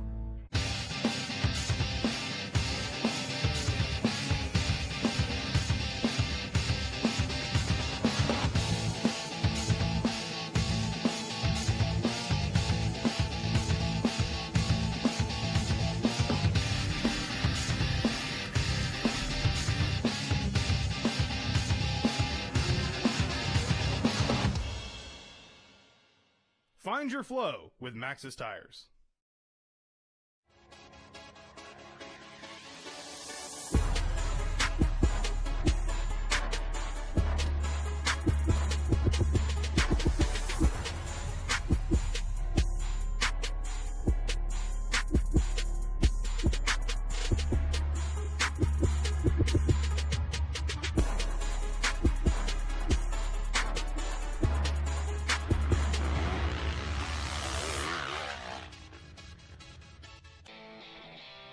The top racers choose the Sunstar Work Z stainless steel rear sprocket, featuring an offset.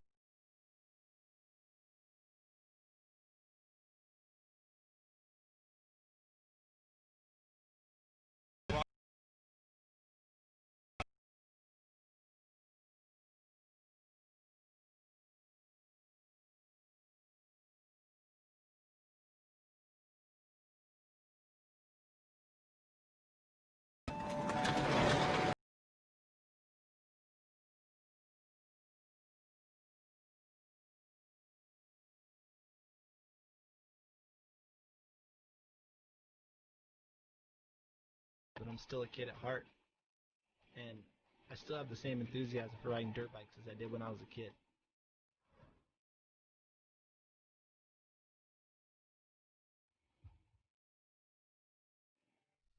Scott's Performance, the only steering dampener with 21 Baja 1000 overall victories, introduces the new Scott's rubber submount. Easy to install at less than an hour in most cases, it features adjustable on-the-fly dampening to help reduce arm pump and fatigue. Come see what 25 years of experience building the best stabilizer can do at scottsonline.com. And welcome back to GNCC Live. And don't forget, Amsoil, the first in synthetic, is building legends, and you could be a part of that legend-building process and win yourself an EBR 1190 RX.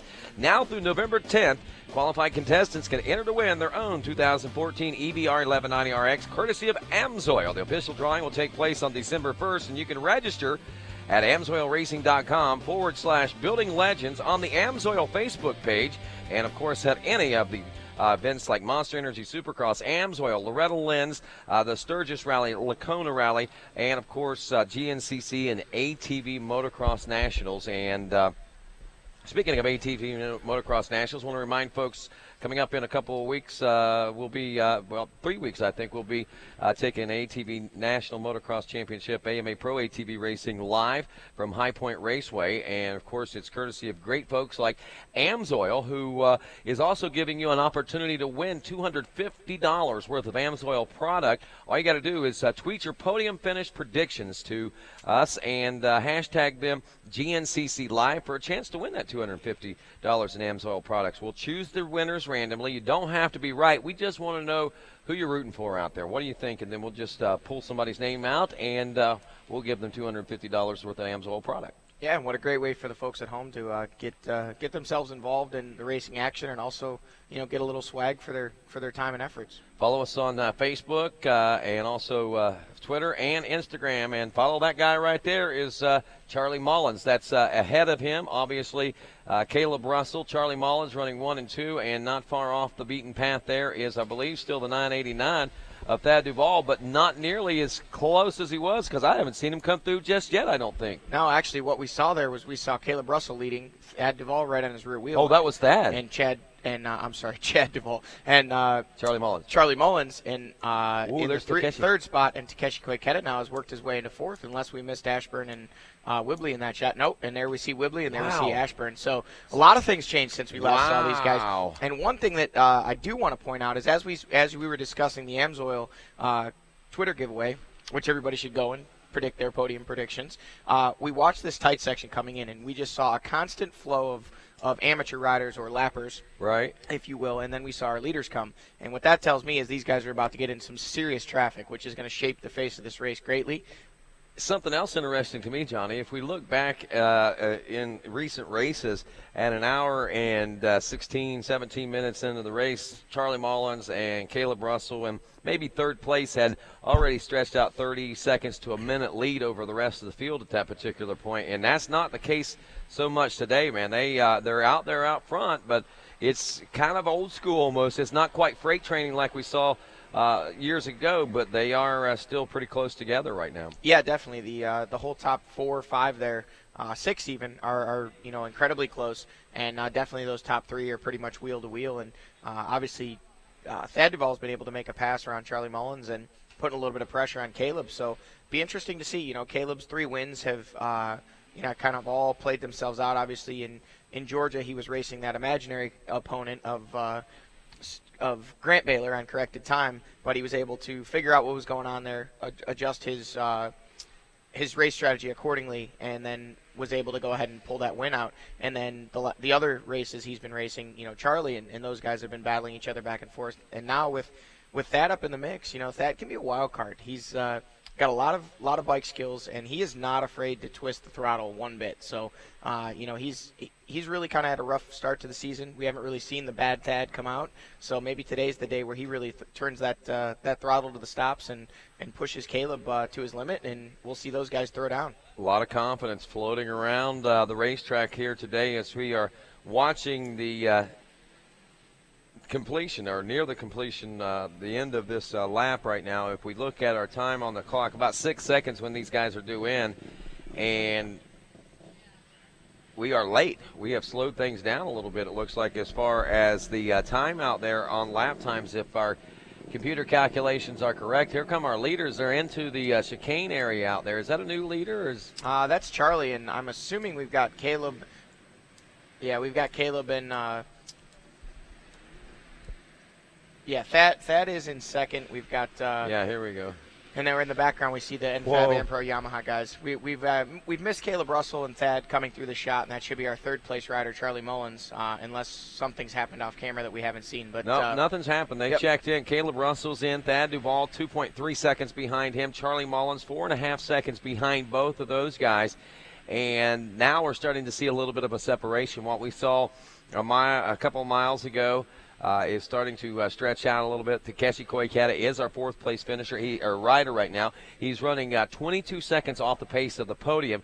Former GNCC champ there, now calling Mooresville, North Carolina, home on board that Honda. New Zealand's Paul Whibley is running in the number 5 spot.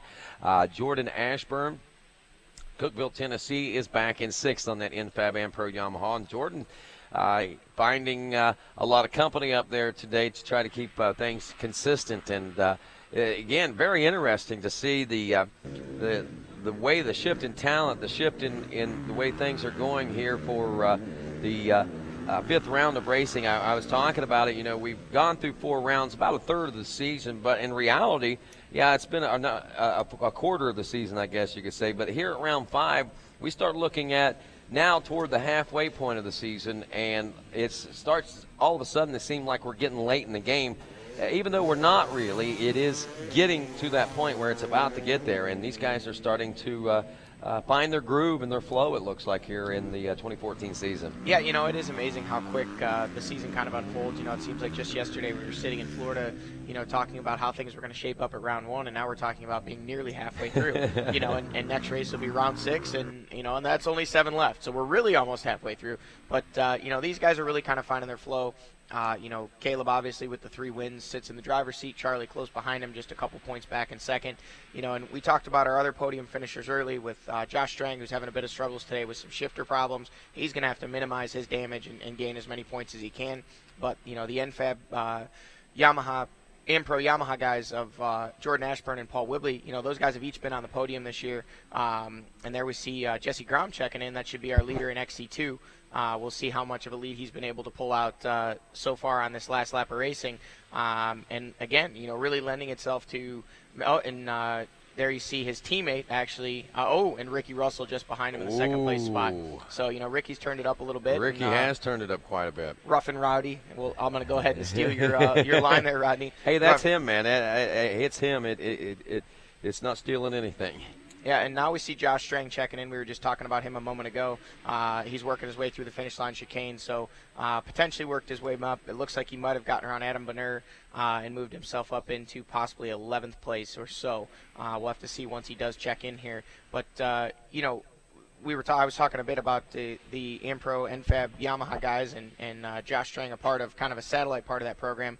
Those guys have really made a big effort this year, and, you know, it's showing the dividends with the podium finishes, and they've really stepped it up a lot this year. You know, Paul, obviously a former champion, had some surgeries and some things to go through last year, but has really pushed himself back up to potentially battle for wins here soon, and maybe today could be the day that he gets back up in there in the podium position. Leaders in the pits now. Yeah, Charlie Mullins checking in.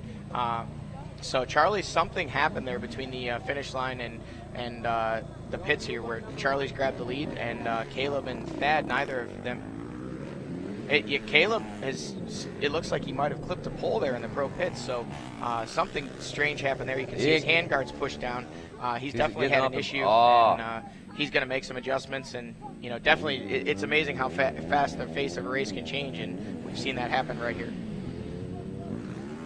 Yeah, it looks like it was much more than that pole, because, I mean, he's hit something else and tweaked the whole front end of that bike right there. You can tell right now, and I don't think that he's necessarily shaking so much. He's getting himself a drink of water. He's keeping himself very well composed right now, knowing that the leaders are getting away. But that right there shows you the confidence, and knowing that we're only at the halfway point, and there seems to be a little more than the front end tweaked on this one also. They're taking side panels off on this, it looks like, Johnny. Yeah, it appears there might be some damage to the exhaust, and they're replacing the exhaust. I couldn't see in the shot if they actually removed one or if it's possible that he had lost the exhaust. And, you know, it shows a lot of presence of mind of Caleb to stop and make the repairs rather than, you know, try and just ride it, because, you know, he could have easily done more damage to that machine trying to ride it without an exhaust. And Caleb looks frustrated.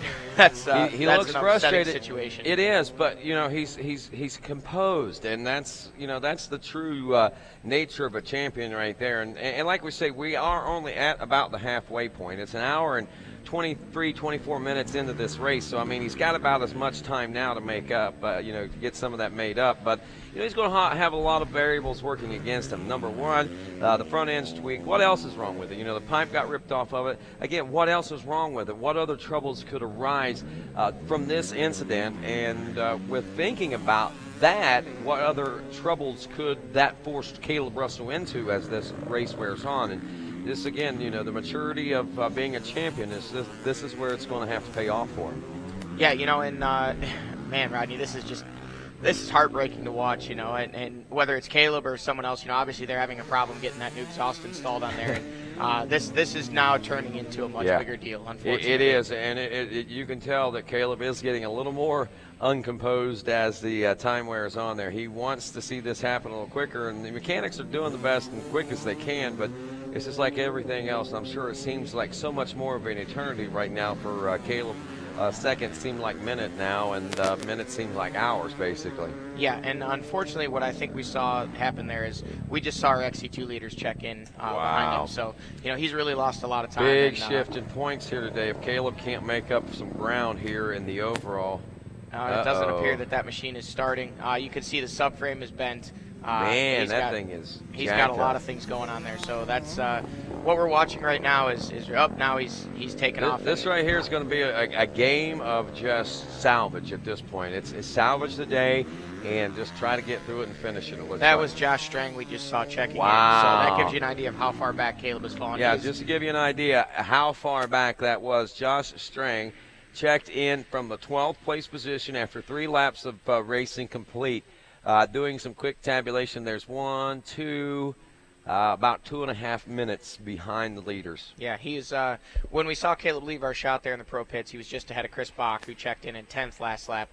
So that puts him, like you said, several minutes back. So hate to say it, but probably safe to say we're not going to see Caleb's win streak continue today. We won't see the win streak continue, and what we're going to see is maybe a deja vu from what we saw last season. Remember, it was around this time, round 5, if I'm not mistaken, at the Mammoth GNCC, when he had his detrimental race that day, scoring 0 points and getting 21 or 22 points behind the 8 ball on Charlie. And Charlie had a bad day that day too, but he didn't have as bad a day as Caleb did, and he was able to maintain a points lead for a good portion of the season last year that really heated things up toward the end of the championship. Yeah, and we've actually seen Caleb have to dig out of that hole already once this year. With the issues he had in Florida, had some bike issues, and finished, I believe it was 14th overall. Right. That was a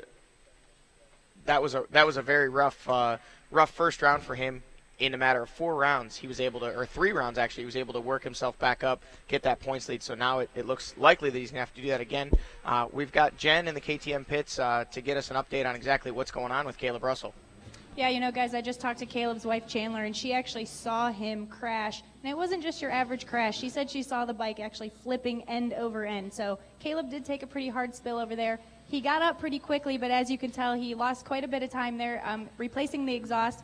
And now he's out and going, so we know what happens when we see Caleb Russell a little bit mad. So I have a feeling we might see that KR4 Performance fastest lap maybe happen this time around. It's quite a possibility. I agree with you. But, again, talking about seeing that bike flip, and we noticed, the front end was tweaked, and it almost looked like you said that the subframe could have some tweaking in it too, Johnny. So if that be the case, that might present a little bit of a challenge for Caleb. But, the one thing, too, about a lot of these guys, and, it's like sometimes it doesn't matter.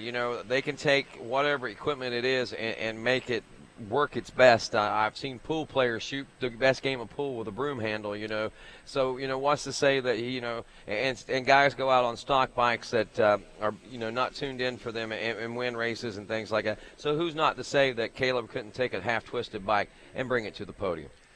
It's certainly not out of the realm of possibility, but I think a podium would be Cut right way out. Yeah. No, I'm definitely not saying it's not possible. I'm just saying that would be one heck of an achievement for Caleb today.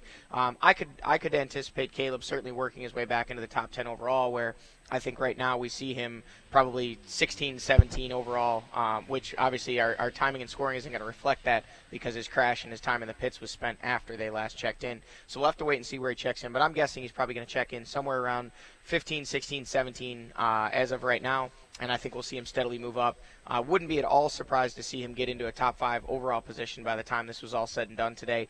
But for him to put it back on the podium, he's going to really have to pull out something special, which obviously, for current champion and defending champion, 3-race win streak, anything's not out of the realm of possibility. But certainly puts. And one thing that I didn't notice, and I kind of was hoping we would get a shot of. We asked if, that was in fact Charlie Mullins with the lead, which it appeared to be. Where was Thad Duvall? Was Thad Duvall just behind Charlie, or was there a gap? So the next time we see him come through their shot, it'll be interesting to see exactly where Thad checks into this picture, or maybe he had a faster pit, which we didn't see. We were focused on Caleb, right? In his crash.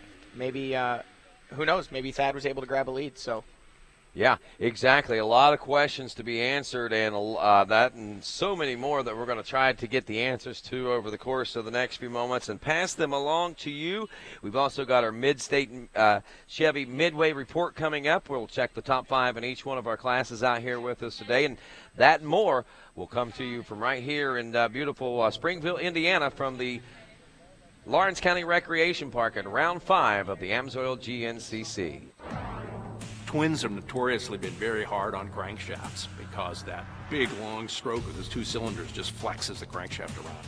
So we were seeing bearing issues.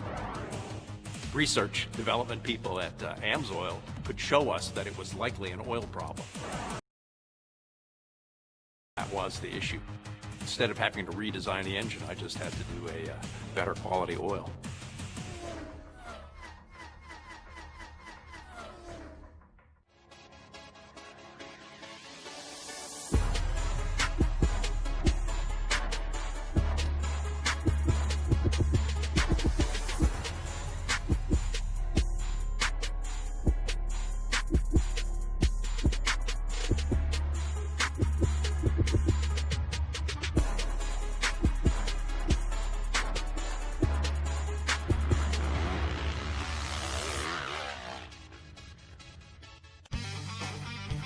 Evans waterless coolant solves your overheating problems.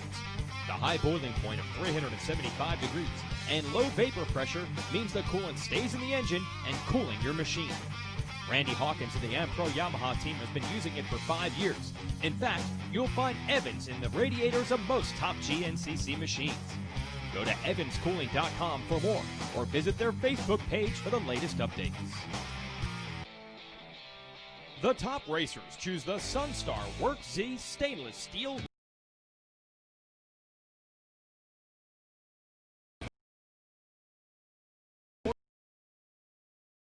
teamed with the Power Drive countershaft sprocket and works triple.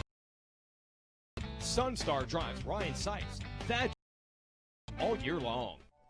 Motocross for me has never been about the fame or the money. I mean, it's always been about having fun on my dirt bike. First time I ever got on a dirt bike, it was like the gnarliest adrenaline rush that I'd ever experienced, and I wanted to keep doing it. There's so many different emotions and feelings that go into riding that I can't even explain to someone that's never been on a dirt bike. I mean, it's something that you really have to experience to understand. Scott's Performance, the only steering dampener with 21 Baja 1000 overall victories, introduces the new Scott's rubber submount. Easy to install at less than an hour in most cases, it features adjustable on-the-fly dampening to help reduce arm pump and fatigue. Come see what 25 years of experience building the best stabilizer can do at scottsonline.com. And welcome back to the Limestone 100 GNCC Round 5 for the AMSOIL Grand National Cross Country Championship presented by Maxxis and AMA National Championship. Rodney Tomlin, Johnny Gallagher, and Jen Kenyon bringing you the call here on a beautiful sunny Sunday afternoon in the heart of Hoosier country, as we like to say, and also at the midway point of this 2014 running. An hour and 33 minutes into this race, our Mid-State Chevy Midway Report coming to you. And, of course, we want to say thanks to our friends at Mid-State Chevrolet, the official truck provider of the Grand National Cross Country Series. And, of course, the home for your next new car, truck, or van. Simply check them out there in the heart of West Virginia. And you can also do so at midstatechevy.com on the World Wide Web. And you'll find out exactly why and how they stack them deep and sell them cheap there at Mid-State Chevy. Well, in the pro class, as we well know, with some changes taking place there, as Caleb Russell checked in at the end of lap number 3 in the lead with Thad Duvall close behind in second, Mullins in third, Takeshi Koiketa in fourth, and Paul Whibley rounding out the top 5. However, Caleb Russell encountering some sort of problems between the finish line and the pit area. Seen quite a bit of a tumble, the bike actually going up in the air, doing a few flips and bouncing off the front and rear wheels. Could be some front end and maybe some subframe damage. It's going to have to wait and see what kind of toll was taken on that KTM as the race wears on. But things are really starting to shape up as the race wears on here at the Limestone 100 GNCC. And as we look at the XC2 Pro Lights class, Jesse Grome, who has been doing quite well today, running top 6 and 7 overall, as well as the lead there in the XC2 Pro Lights class, has only a 3-second lead over rough and rowdy Ricky Russell, and Grome is currently running in the 7th place overall position, and Ricky Russell is 9th place overall. As we look to the number 3 spot, Grant Baylor, defending champion and points leader, coming in to this race was 6 seconds back in the number 3 spot. The 17 of Lane Michael at Thad Duvall's Morgantown Power Sports Honda teammate was actually running 4th after an early 3rd place race ride in the first couple of laps. Lane Michael, though, still within striking distance of things work in his favor. 1 minute and 9 seconds looks like some sort of misfortune for him on that lap, but if things happen the way they're happening in the XC1 Pro class right now, a lot of things can take place here for the XC2 Pro Lights. So Michael back in the 4th place position, and Shane Hufford, who is more than capable of taking wins and podiums, rounds out your top 5. A couple of riders to keep eyes on as this race wears on. Jedediah Haynes, also New Zealand's Colin May, who has made his way here to the U.S. to race GNCC. He is currently running in 7th, and actually I've seen that rider move up as the race has worn on. Looking now to the Open A class, we've got Bob Dunlap aboard the number 30 out of Waverly, West Virginia, with a 12.5-second lead over Hunter Williams. Dual Murphy running in the number 3 spot aboard the number 369. In 4th place, Zach Hayes, the 75, and rounding out the top 5 was Cliff Ousley, who was only 2 seconds behind Hayes in the battle for the 4th place position in the Open A. 250A class, Craig DeLong, the younger brother there of Andrew DeLong, holding down point in the 250A class as he had snagged the hole shot earlier today in that class, and as he did just 2 weeks ago, has pretty much led from the get-go on this one. Back in the number 2 spot, the 123 of Austin Lee, about 25.5 seconds back.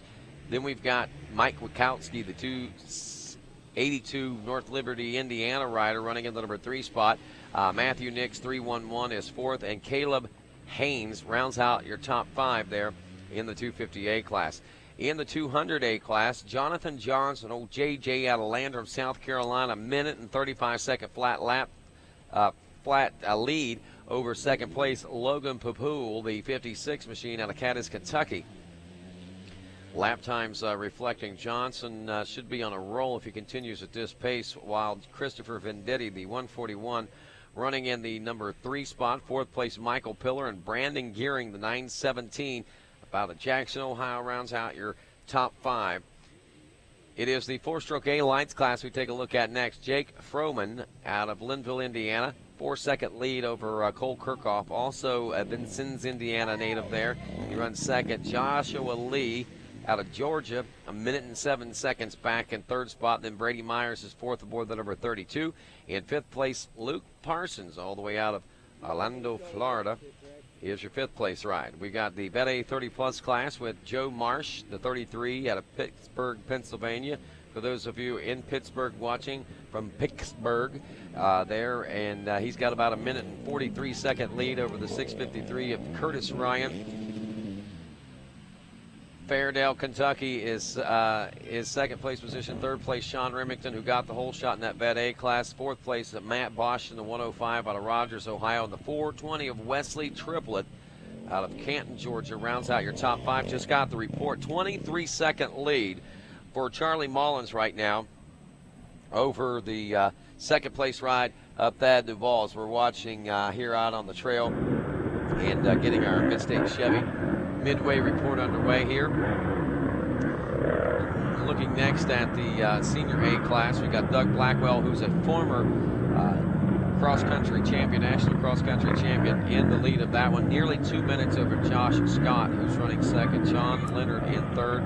Kenny Hawkins in fourth. Jeff Ford rounds out your top 5. So we go next to the Open B class. Jordan Burkhart in first. Ryan Inman runs second. Cole Herbstreet runs in third. Then we've got Jared Fortner in fourth, and Josh Konachek rounds out your top 5. 250B class, Curtis Palmer running in the lead, Devin Byer in second, Kylan Keegan running in the 3 spot, Dalton Veccarelli is fourth, and Cope Becker rounds out the top 5. 200B class, William Ruckle got the whole shot in this one. Wow, almost 5 minutes ahead of second place now. Braden Moore, 4 minutes 52 seconds back in second aboard the 967, who was second off the whole shot. Russell Smith, a minute 33 seconds a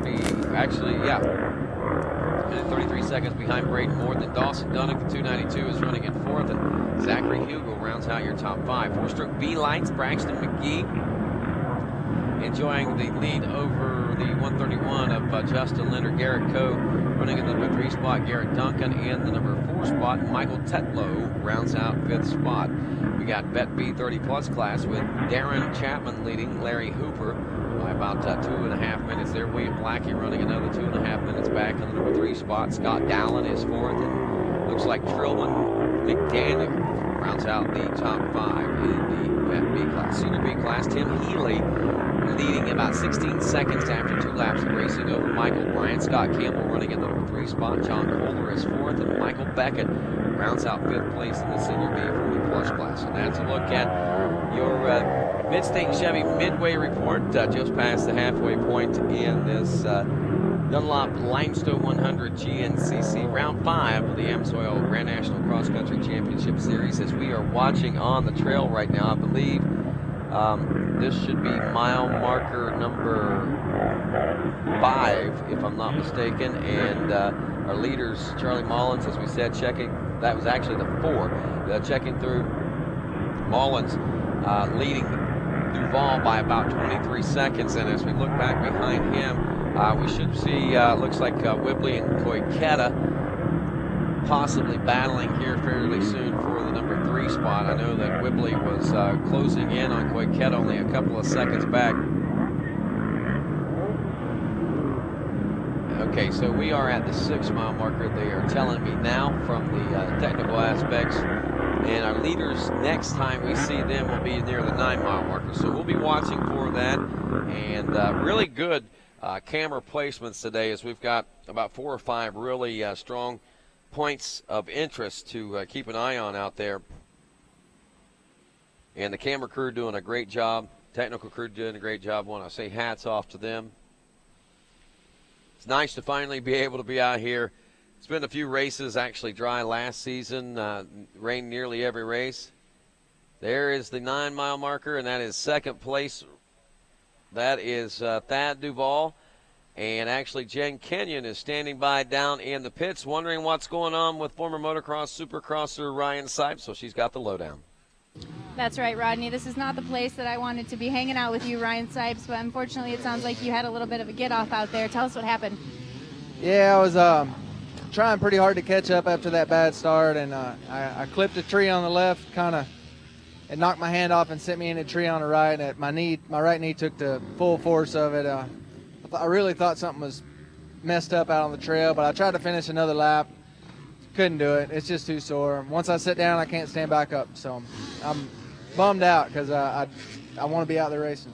Yeah, definitely. I know you've been excited to have these kinds of track conditions. It's sunny. It's, the dirt's good. Everything is good. Good conditions for racing. It's a huge bummer for you. Do you know what's wrong with it, or do you have any idea of what happened? I don't know. I need to go get it checked out before I can really say. I know my kneecap took about a second gear, almost full throttle hit. So it's just sore. It's swollen. Hopefully it's just the swelling inside that's making it feel like it does. But hopefully nothing's broke, because I really want to be racing in 2 weeks. Yeah, definitely. Hopefully we'll see you at Tennessee. I know that's a close one for you, so we're hoping to have you back there in a couple weeks. Thanks. All right, guys.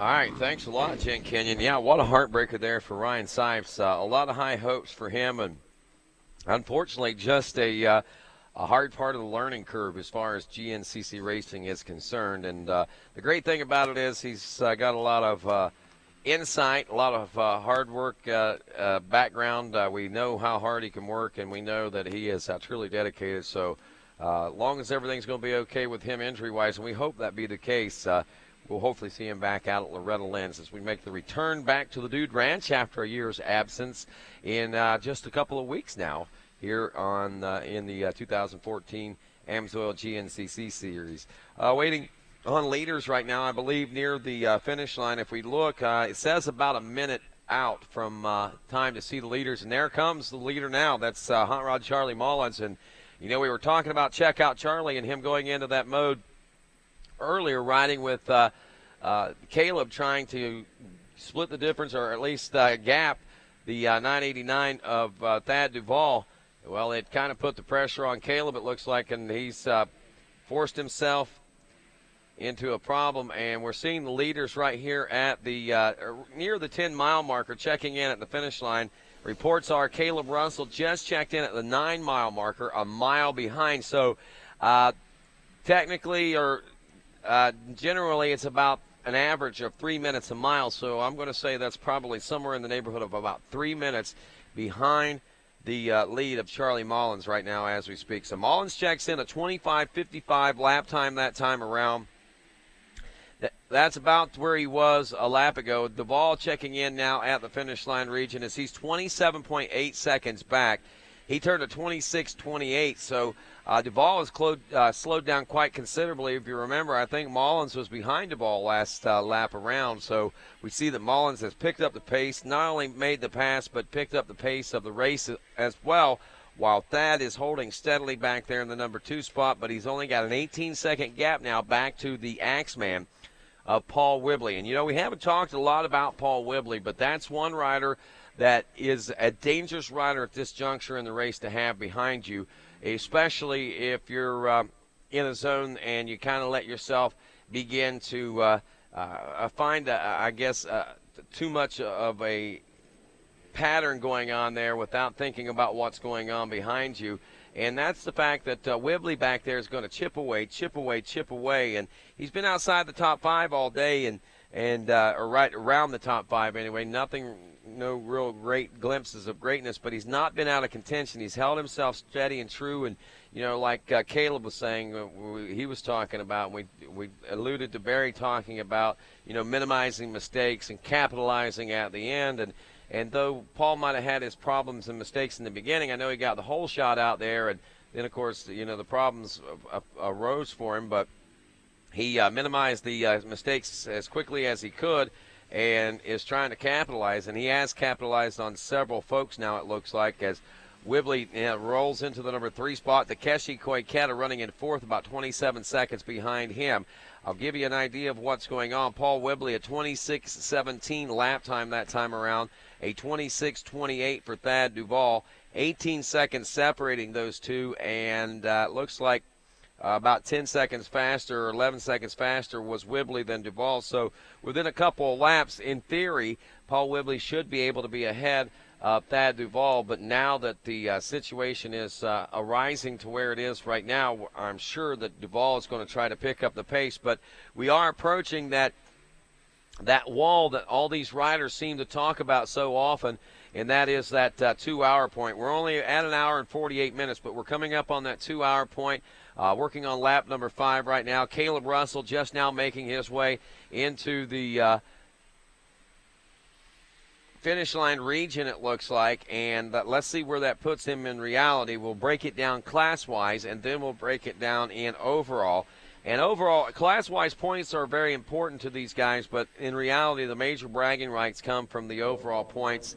So that's where Caleb is going to be watching for to try to hang on to, as Mullins, Duvall, Whibley, Koiketa, and Ashburn have checked in now, your top 5. Stu Baylor holding a good steady ride up there, and that's another consistent ride by Stu Baylor, as we approach the 2-hour mark. Baylor back in the number 6 spot. Caleb Russell, 7th place. So actually, I think that Caleb has made up some time. If memory serves me correct, we've seen Thomas go by, and we've seen Bach had gotten in front of him. And if I'm not mistaken, maybe Andrew DeLong was right around there as well. And now Caleb's all the way up to a 7th place position. That's in the XC1 class. As we look at the overall after time adjustments, Caleb is in 9th place now. So we start looking at the big picture, Johnny Gallagher. We talked about there a few moments ago the hole that Caleb had gotten into after round 5 last year. Thad Duvall making his way through the pits now aboard the 989, about 30 seconds behind Charlie Mullins, as we'll continue to watch that 2-mile mark or near the 2-mile mark there with the pro pits. But, yeah, I mean, like I said, big stuff on the horizon, it looks like here. Yeah, definitely, Rodney. And as I stepped out here for a moment while you were doing that mid-race report, I actually took a walk over to the 8-mile marker and watched those guys come through, and had an opportunity to see Caleb's bike in person, and it definitely is a little tweaked up, but he doesn't seem at all scared to twist that throttle. So that's good. You know, he's worked his way from nearest we can tell when he left the pits, just by what we could see on camera. I believe he was 12th in the in the XC1 class. Right. And, you know, he was in there with Josh Strang and Adam Bonner and all those guys. By the time we saw him over there at the 8-mile marker, he had worked his way into 7th, and now he is 6th. So, I mean, he is on a mission. He is making up time in gobs. Interesting to see. Next lap would be where we'd actually see a reflection of his lap time, because this last lap obviously included the time that he spent in the pits. So we'll have to see just how much time he can make up. Now here we see 5th place checking in. That would be Jordan Ashburn, and next we should see Caleb Russell. I'm sorry, no, we'd see 6th place would be Stu Baylor. Stu Baylor would be the next rider, and then Caleb Russell. So actually, within a minute, probably about 50 seconds, Russell, I think, was physically behind the 5th place ride of Jordan Ashburn. He was about 28 seconds behind Stu Baylor. Let's look and see what kind of lap times Baylor was turning there. Baylor, whom we don't think really had any problems on that lap, turned a 26-28 lap time. Russell's lap time obviously reflecting that and there goes problem, Stu Baylor 28-41. So Baylor going through.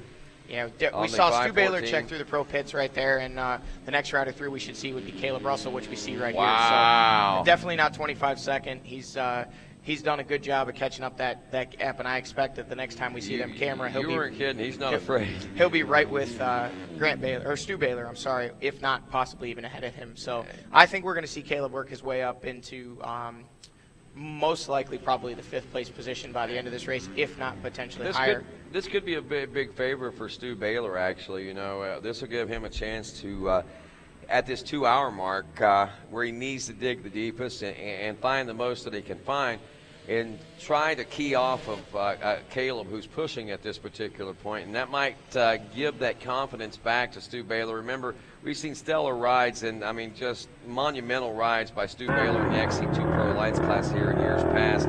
I think the first year here, if memory serves me correct. And with that being said, you know, to be able to regain that vigor here in Indiana today by being able to ride with teammate Caleb Russell here in the latter part of the race, it might be what that program is needing to get it kicked in the tail a little bit. Yeah, you know, Stu's actually putting in a great ride today in 6th, and we've seen a lot of consistency out of Stu this year, which really surprises me with, you know, him openly saying, hey, my wrist isn't ready to go 3 hours. You know, I need a new wrist and I'll be good to go. Kind of joking about it, but at the same time, you know, there's a lot of truth to what he's saying. You know, obviously he is relaying real issues he's having with his body and with old injuries, and you know, he's really done a great job mentally of pushing through those this year and put in some solid top 5-6 rides throughout the course of the season so far, and doing another so here today. And you know, you hit the nail on the head. You know, Caleb's obviously a man on a mission, and if Stu's able to, you know, latch onto his rear wheel once, presumably we're going to see and here we see Jesse Grom checking in from the XC2 class, and he's fallen off from an early lead. Now I believe he's in the 3rd place position. And next we should see Lane Michael in that XC2 class. But a couple things of note that I was kind of came across while I was out there checking things out on the trail. And here we see Andrew DeLong checking in, and this is one I was just going to touch on. Andrew was running solid, 5-6 spot earlier in the race today, and he's had a number of pretty scary crashes from what I can see by the condition of his handlebars and also his general demeanor on the bike and the marks throughout his body. He's taken a couple of hard hits today and was actually all the way back into the 12th place position when we saw him, and it appears that was where he was when we just saw him there, just behind Adam Benner, who's running 11th. So tough go of things here today for Andrew so far. Expect to see him, kind of try and compose himself and maybe salvage a top 10 out of this day. But another thing was we didn't see Chris Bach check in the pro pits here, but had an opportunity to talk to Cookie, his mechanic, right-hand man. And Chris is just kind of struggling with things today. Really has a great program behind him there with that JCR Rockstar Honda team, but he's just struggling coming to grips with things, and big change for him from the program he had last year. But he's kind of putting a little bit of charge on there and is up to the 8th place position the last time we saw him. We'll look now into the XC2 Pro Lights class, breaking this down. Ricky Russell taking over the lead there. Grant Baylor is into the number 2 spot. 23 seconds separating them, and there is Charlie Mullins out there. This is the 5-mile marker, I believe we're seeing. That's actually a section of track that they added for the afternoon that the morning doesn't run. They kind of went straight across the top there. So Charlie checking in, and next we should see Thad Duvall. And I know at the 8, I don't know what they were at the finish line, but at the 8 they were 23 seconds apart, and they were 27 at the finish line. So we should see Thad working his way down the hill, and there he is. So Thad, great ride for him today.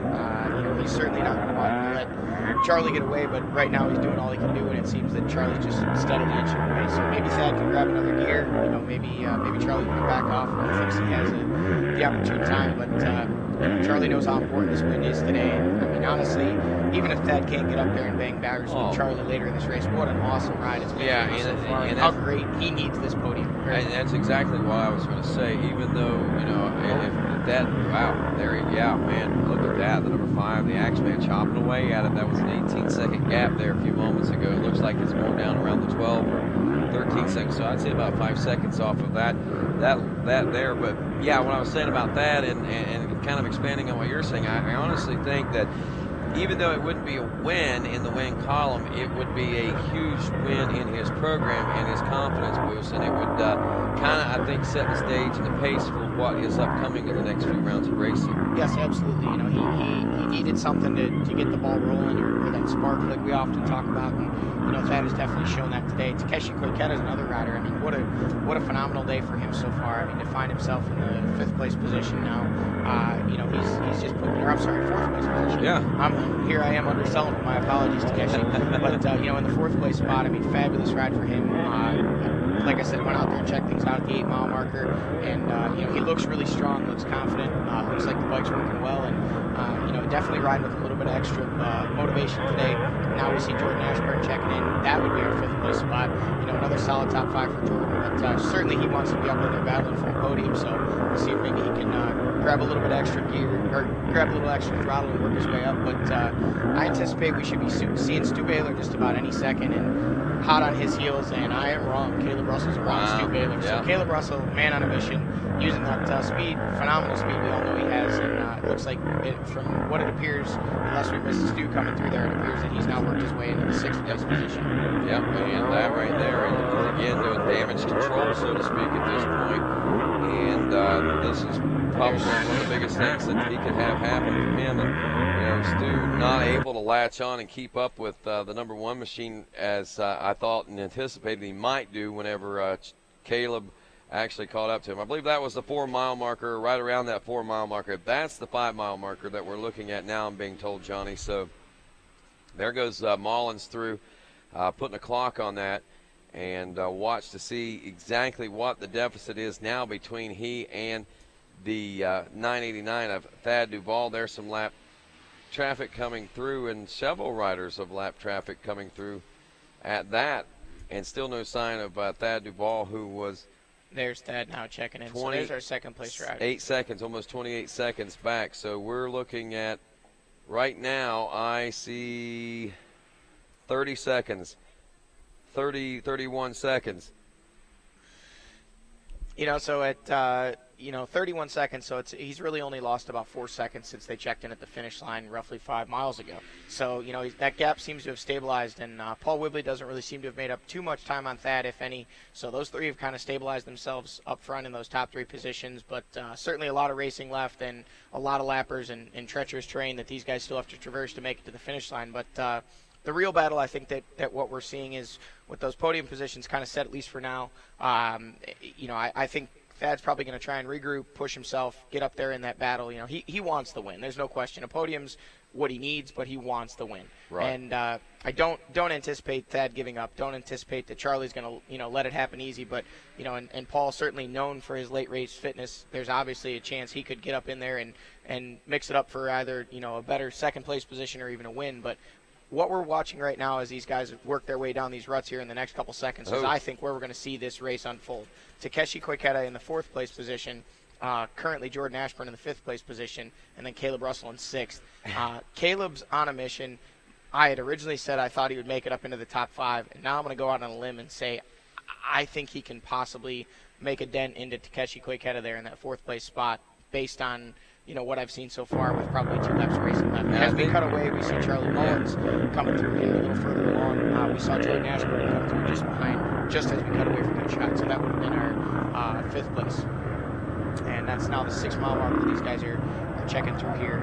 This is right before it opens up, and now Caleb Russell checking in. So he's at the 5. So there's still about 3-minute difference between those guys as Caleb makes his way down by the 5-mile marker now. So 2 hours is what we're approaching now, lap number 5 here on GNCC Live, as we are live at the Limestone 100 GNCC in beautiful Springville, Indiana. Again, we've got Mullins out front, Duvall in 2nd, Whibley in 3rd, Takeshi Koiketa 4th, Jordan Ashburn in 5th, Stu Baylor in 6th, Caleb Russell in 7th, Jason Thomas in 8th, Chris Bach, Indiana's own, in 9th, and Josh String in 10th. However, there have been a couple of changes there. Russell is around Baylor, and Russell is moving up through the pack right now.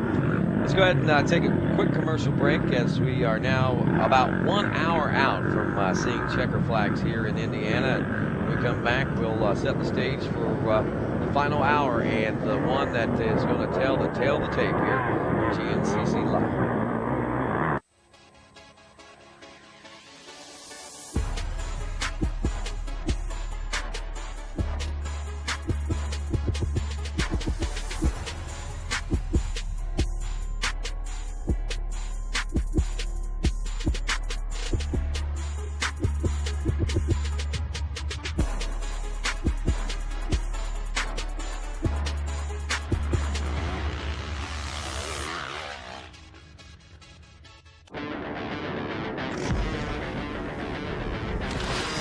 Sometimes you come across something so different, you just have to stop and check it out.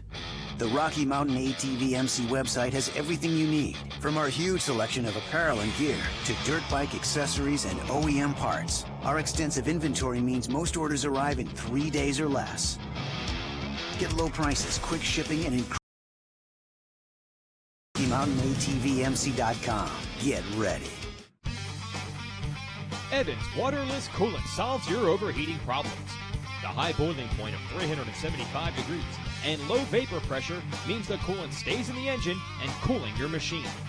Randy Hawkins of the AmPro Yamaha team has been using it for 5 years. In fact, you'll find Evans in the radiators of most top GNCC machines.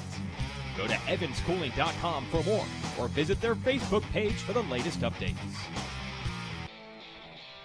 The top racers choose the Sunstar Work Z stainless steel rear sprocket.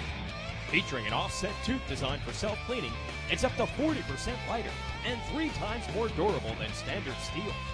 Teamed with the Power Drive countershaft sprocket and Works Triple Guard Seal Ring chain, you've got unbeatable performance and durability. Sunstar drives Ryan Seitz, Thad Duvall, Adam McGill, Jared McClure, and many others. Watch for them on the podium all year long.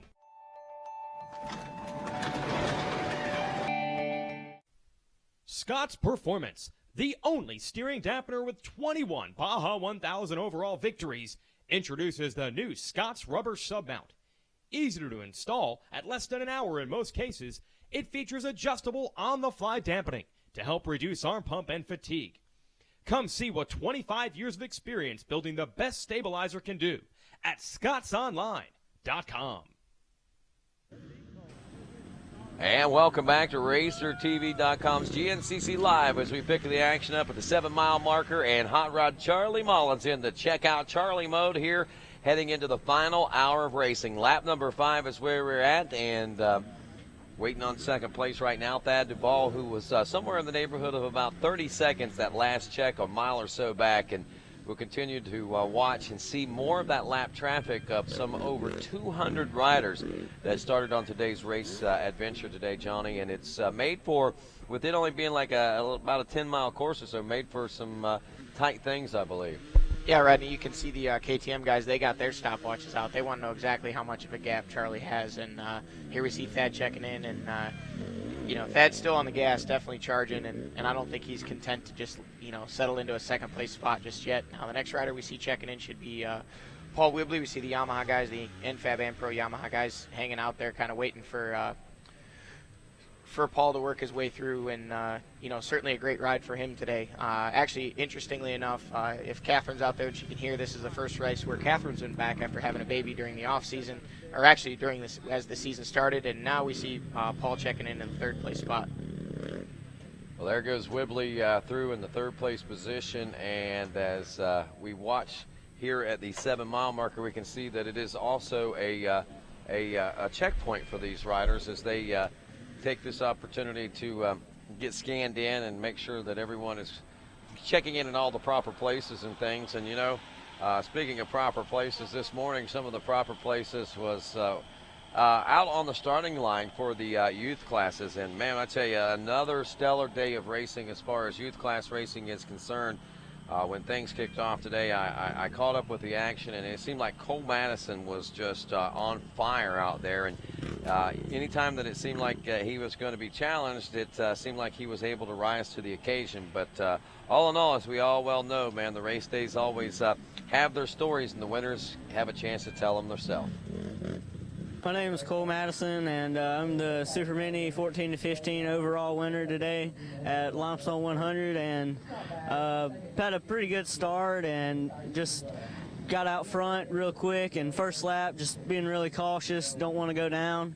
And after the first lap, just started to let loose and get going like back to my regular pace, and I started pulling out pretty good lead, and every time they'd pull the pit board out, just try to push and get a bigger lead. And after that, I was just got 2 laps to go, and I don't know, I was just riding my race, and after that just came around, got the checkered flag, and just couldn't thank all my sponsors enough. Thank you very much, Ricky Madison, and Cole Madison, I'm sorry. Thank you, Cole Madison, doing quite a fine job of putting together a great race. And we just got word, Johnny, that there is a heated battle between the 5th and 6th place ride. Caleb Russell, the number 1, knocking hard on the door for a top 5 ride after all the problems at the beginning of this lap. Yeah, Caleb, like we said, definitely not afraid to twist that throttle, and has worked his way up now right on Ashburn's rear wheel, which I'm sure won't be an easy pass, and Jordan's probably going to put up as much fight as he can, but Caleb's a man on a mission right now, so I expect that the next time we do see them come through our camera shot, most likely we'll see Caleb into that 5th place spot, and then he'll go ahead and set his sights and see if maybe he can't work his way up to Takeshi Koiketa for that 4th place spot, who we just saw right before we went to the youth rider spotlight there. Now we see Charlie Mullins checking in with the lead at the 7-mile marker, I believe this, a 9-mile marker. So Charlie's really hammering down here, and you can see the aggression. Oh, and he makes a little mistake there, but he's doing the best he can to get away. He doesn't want to have to race that on this last lap. He wants to have clear trail in front of him, and be able to pick the lines he wants. And if he encounters any lappers, he doesn't want to be having to worry about Thad if Thad's closing in on him at all. Yeah, and you don't want to have to worry about a boost of momentum and adrenaline that Thad might acquire if he gets sight of him also this late in the race. You know, we don't know what Thad's true stamina is. He's had some issues this year and actually not finished a couple of the 3-hour races. So, you know, we're not sure where he's at the full 3 hours, and Charlie's not either, and he don't want to take any chances on that. As Thad checks in now at this 9-mile marker, Johnny, he is, what, still about 30 seconds, maybe 40 seconds behind now? Yeah, I'd say that gap is stabilized somewhere in the upwards of, 30, 35-second range. I actually started the clock here to see where we're at with Paul Whibley in that third-place position, so we should be seeing him check in pretty much any minute now, or any second now, I guess I should say. And 18 seconds is what separated them at the end of lap number 4 heading into lap 5, and we are now seeing the number 5, 29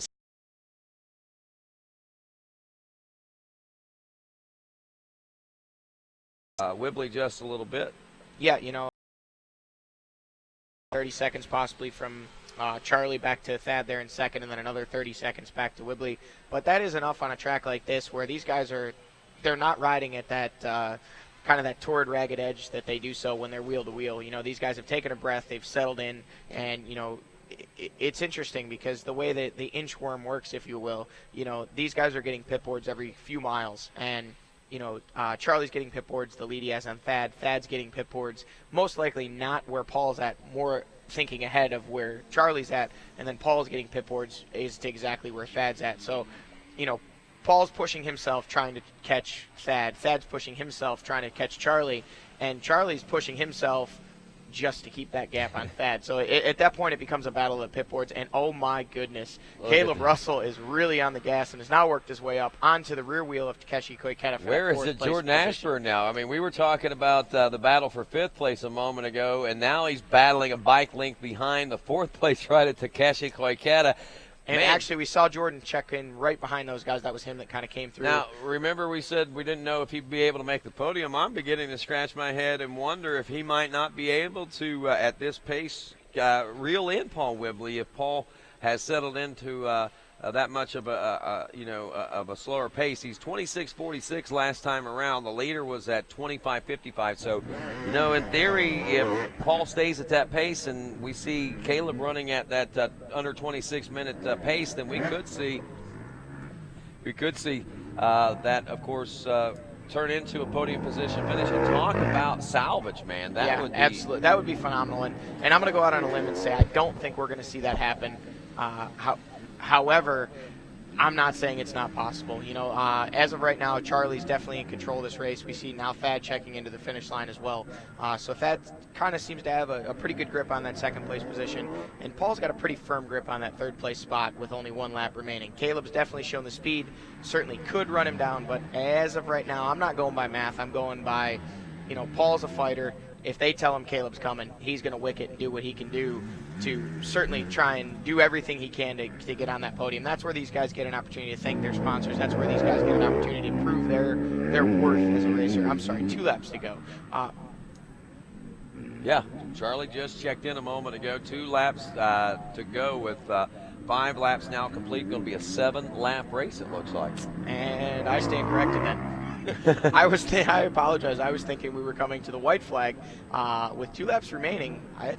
It's not. That's what I was beginning to say. Now, it's definitely not out of the realm of possibility. You all of a sudden lost a lot of faith in Caleb Russell. and it's not a matter of losing faith. I mean, I have a lot of faith in Paul. I think that Paul can certainly hang on to this position. But with 2 laps remaining, that's a lot of time of racing left. And at the pace Caleb's running, I really want to see his lap time when he checks in this lap, because this will be the opportunity where we've really gotten a full lap of him after his.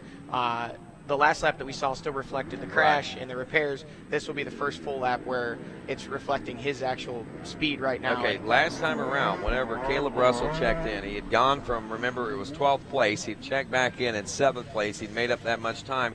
He turned a 28:41 lap time. Charlie Mullins on that lap had turned a 25:05. This time around, as Charlie checked in, he checked in with a 25:51, another 4 seconds faster. 26:04 for Thad Duvall, which he loses a little bit more time there, but it's now some 41 seconds, and there is that Russell checking in? That's Caleb Russell checking in. I think what we're going to see right here, we're going to see a low 25-minute lap. He just made a mistake. Caleb Russell.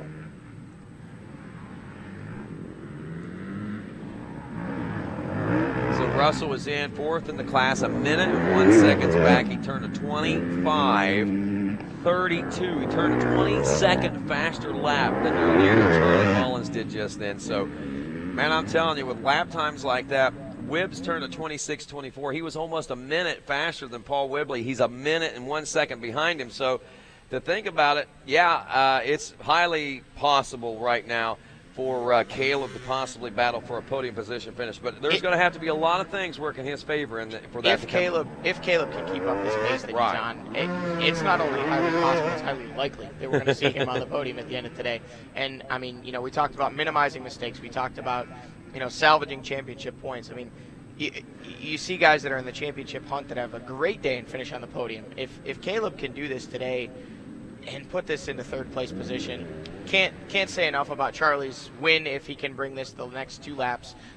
You know, that would definitely be obviously a great milestone for him and a huge momentum builder. But if Caleb can somehow put it on the podium today, man, that's just really going to take a wind out of a lot of these guys' sails. It will, and it'll definitely be a heartbreaker for Charlie Mullins, I'm quite sure, because I know he's hoping to make up some ground and quite possibly put some buffer zone between himself and Caleb, if at all possible. Mullins checking in on the pro pits. They didn't stop, just throwing out the pit boards. We see Big Stu Baylor back there still, so he might stop Stu on the 2-stroke. But nonetheless, there goes, like we said, Mullins through in the number 1 spot, and with that, he's about 21 minutes out from a white flag. So we are some 40 minutes or so from seeing the conclusion of this race. Now, interesting point to ponder and to think out about this, the overall position and points. That's what these guys are racing for. Remember, we talked about Caleb Russell checking in the 4th place position. Well, he did in class, but after the time adjustments have been applied, Ricky Russell's been coming on strong these last couple laps. Remember, they were running back at 6th and 7th or so. Well, now Ricky Russell checks in 4th place overall, leader of the XC2 Pro Lights class. Caleb Russell now drops to 5th place overall, so that is a little buffer, at least for the moment, for Charlie Mullins. Looking at lap times, Ricky Russell turning a 25:38. That was only 6 seconds slower. 6 seconds slower than Caleb Russell, who was 20 seconds faster than Charlie Mullins. So these two riders, both of these Russell boys, seem to really be getting faster in the latter part of this race, and not only faster, but like lightning faster. One thing that I noticed when I went over to the 8-mile marker, and I went ahead and looked and saw, it's ridiculous that Caleb is pushing the pace so fast, and what I absolutely saw was Ricky Russell, his brother from another mother, had tagged onto Caleb's rear wheel, and you could tell by the, I don't want to say desperation, but the aggression and the loose riding style of Ricky Russell, that he tagged onto Caleb with a purpose. You know, Caleb had come out well behind him from the pro pits, caught him, passed him. He's only turned a 6-second faster lap time than Ricky that last lap, which to me says Ricky Russell has said, Caleb Russell, you're my tow truck, I'm going with you. Now, Caleb's been able to actually pull away from him, but Ricky's upped that pace, and he ran 20 seconds faster than our overall race leader, Charlie Mullins, that last lap.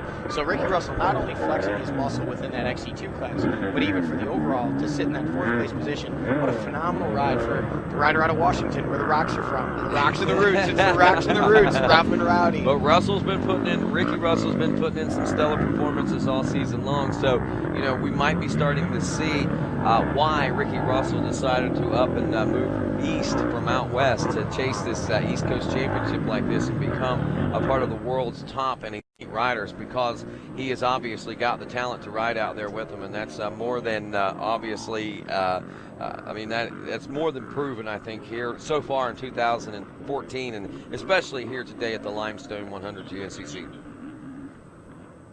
Yeah, you know, Ricky's done a great job, and it was really obviously a big leap of faith for him to move himself out here last year with his girlfriend Jenna, and, you know, kind of move in at the Ampro Yamaha facility there, the bunkhouse as they call it, and, you know, he spent a lot of his own money, a lot of his own time, and really took a chance. I mean, he had worked at home and kind of raced on the side. There wasn't really an opportunity to race full-time professionally out there in Washington where he was from. He did some works races. He kind of hopped around and ran some local stuff.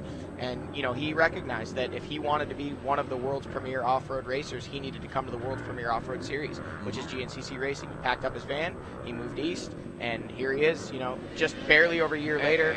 He's got himself a ride with that Rains Riding University Pro Lights team, and now he's leading the race, has already won a race this year, has been on the podium a number of times, is second behind the points, I believe, behind Grant Baylor, and now he's out there winning today. And he's becoming a factor in the championship points race also, if you think about it. Absolutely. I know that Jen Kenyon, I've seen her over there just frantically going with her pen there. She's tallying and tabulating points right now. She's getting it all figured out. And actually, I think she might have it all figured out. Let's sit on down and see what Jen has got sorted out there as far as points are concerned. Oh, Rodney, I wouldn't say that I have it all figured out, but we are doing some math down here. Heading into this race, Caleb Russell did have a 2-point lead over Charlie Mullins. Now, doing some quick math here, if Charlie can take the win, that'll give him 30 points for a total of 125 points. Now, if you break it down with Caleb Russell, right now he's currently sitting in the 5th place overall because, like you guys said, Ricky Russell does have some points on him as far as the championship goes because it is based off of the overall score. So Caleb Russell, at last we checked in, was 45 seconds behind Ricky Russell for that 4th place overall position. So if Caleb stays where he is right now, he would get 113 points, and he'd be down 12 points from Charlie Mullins. But if he can move up just to that 4th place position, he would actually only be 10 points down. So it's only one position behind Ricky Russell, but it's actually worth 2 points. So I think that's going to be a pretty important move if Caleb can put himself up there. Right, and exactly. And looking at the championship over the course of the last 2 years when it came down to the finals like it has, those 2 points could be the difference between a championship and not winning a second championship for Caleb Russell. So this is a pretty important pass for him to take, not physically on the racetrack, but on a time adjustment. Absolutely. It's a very important pass for him to make as we see Charlie Mullins now checking in, our leader, coming through our shot right now that we see on screen. Interestingly enough, the points breakdown, Caleb obviously has had his issues. For those of you just tuning in, if you're wondering why Caleb, right. We keep talking about Caleb coming forward, Caleb salvaging points. While I was out there checking things out, while you were in here doing the mid-race update, I actually had an opportunity to speak with Chandler, Caleb's wife, who actually saw the crash happen, as Jen let us know earlier, and she said it was pretty ugly. She said all I saw was legs and I saw a bike flipping. And she talked to somebody who actually saw the whole thing happen, and there's marks in the ground from where Caleb hit the ground and from where the bike hit the ground. So Caleb is riding a twisted-up motorcycle right now. He hit the ground hard and spent over 3 minutes in the pits, or combined between the crash and the pits. His lap time was 3 minutes and 40 seconds, roughly slower than the leaders, Charlie Mullins, which Caleb had been the previous leader.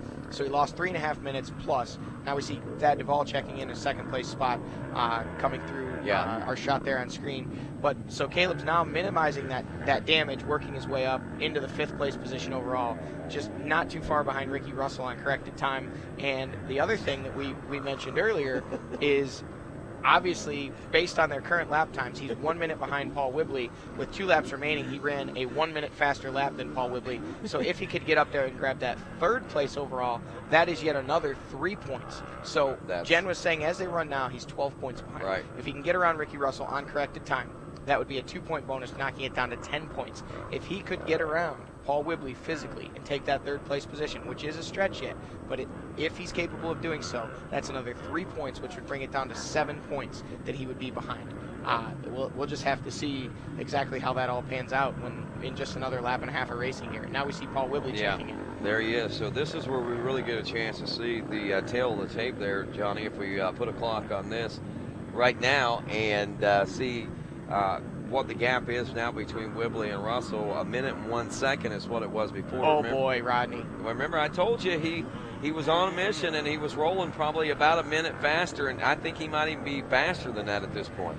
Well, Rodney, we're look at that. Yeah, and we saw, if you saw the line that Paul Whibley took there, he hopped over a couple logs, and that all the rest of these guys are going around. I mean, he's doing everything that he can to stretch it out, and I didn't get an exact. I didn't get an exact time. I think it was about 30 actually. Was it really 30? Yeah, it's 30 or a little less. Roughly 27 seconds is what my kind of rough guesstimation with my iPhone stopwatch is telling me. So. Well, I was watching the elapsed time, and I thought I calculated around 40. But but regardless, 20, 30, 40, that's still pretty amazing for a minute 101 that we saw there just not even a half a lap or so ago. And right on pace, I think Caleb could be considered, as we said, a minute faster lap time, a minute and 1 second back. Conceivably, there's no reason to think that he wouldn't be able to catch him. And right now we are watching Charlie Mullins out here at the 5 mile marker. Yeah, that creek bed down through there. So Mullins out there still in control, command. I can guarantee you talk to him today and say, Charlie, you still having fun? And the answer to that one is going to be a big resounding yes. So the fun continues for Charlie after that long, what seemed like a long wait. It was only 1 weekend of racing off, but for him it was 2 solid weeks of me time, I think. Yeah, and we can talk about the points all we want, but, there's this thing that we can't really quantify, and that's momentum. And, Caleb Russell with the 3 wins had the momentum. Charlie Mullins now on his way to possibly grabbing this win here today, he shifts that momentum into his court. A win is a huge confidence builder. It's a huge. It is. But in respect to what is happening today, it'll be a good confidence booster. But I gotta wonder though, will not the momentum still be in Caleb Russell's favor? Because even though Charlie gets some points momentum on his side, I think that the ride that Caleb is putting together today and the way that he's been able to come back, as strong as he's been able to come back, that's going to weigh heavy into those minds of anybody that's ahead of him at the checkers today, knowing that when they line up in Tennessee in a couple of weeks, that Caleb's going to come with a few things on his mind, and it's not only going to be coming to win because he wants to get some of those championship points, but he's going to be coming to win to get championship points. He's going to be coming to win to make a statement and try to really mentally put these guys in his in where he would like to call them their place, so to speak, so that they would obviously still have him in the back of their mind. Yeah, and I can't disagree with you in the sense that Caleb's kind of gaining some momentum, I guess, on his side. And has a little bobble there. But we're looking at right now as he passes this gentleman on our left, 17 seconds that he's behind Paul. So, Paul's certainly doing everything that he can to hold on to that podium position. Now we see Charlie pushing his way through, I believe, the 7 mile marker, or possibly the 6. That's the 6, I think, yeah. But, I'm gonna have to disagree with you in the sense that I don't feel like Caleb's ride today takes any momentum away from Charlie. I feel like it helps the momentum kind of keep going in Caleb's direction. Right. But at the same time, Charlie is gaining momentum today with that win. And when I say that, wins are a big thing. There's guys like myself that are XC1 competitors that race their whole careers and never get one. So when you get one, it's a little bit of a feather in your cap. Even somebody like Chris Borich, who has 72 now on the ATV side of things, or Bill Balance, who had 68, or the great Barry Hawk, who had 69. All of these guys would tell you that each one of those wins carries with it a little chip of momentum. Thad Duvall checking in the number 2 spot now. You can't. Caleb's ride as it stands by itself, if he can come back, put this bike on the podium, gain all those points, know that, I still feel like I'm the guy. That's great for Caleb. That's going to certainly help his mindset going forward, but it doesn't take away from the fact that if Charlie can close out this last lap, grab the win, the momentum swings in his mind, in his favor. He came here to win a race today, and if he can do that, that's a goal accomplished, and that's momentum going in his direction. That's a point well taken, and I can't totally disagree with that. But I still, I still think that it's not, both of them, I guess, could have some equal momentum, I guess. Potato. There you go. Good point. And, and that's what GNCC Racing's about. It is. And, another thing that GNCC Racing's all about, we're talking about these FMF factory KTM rides.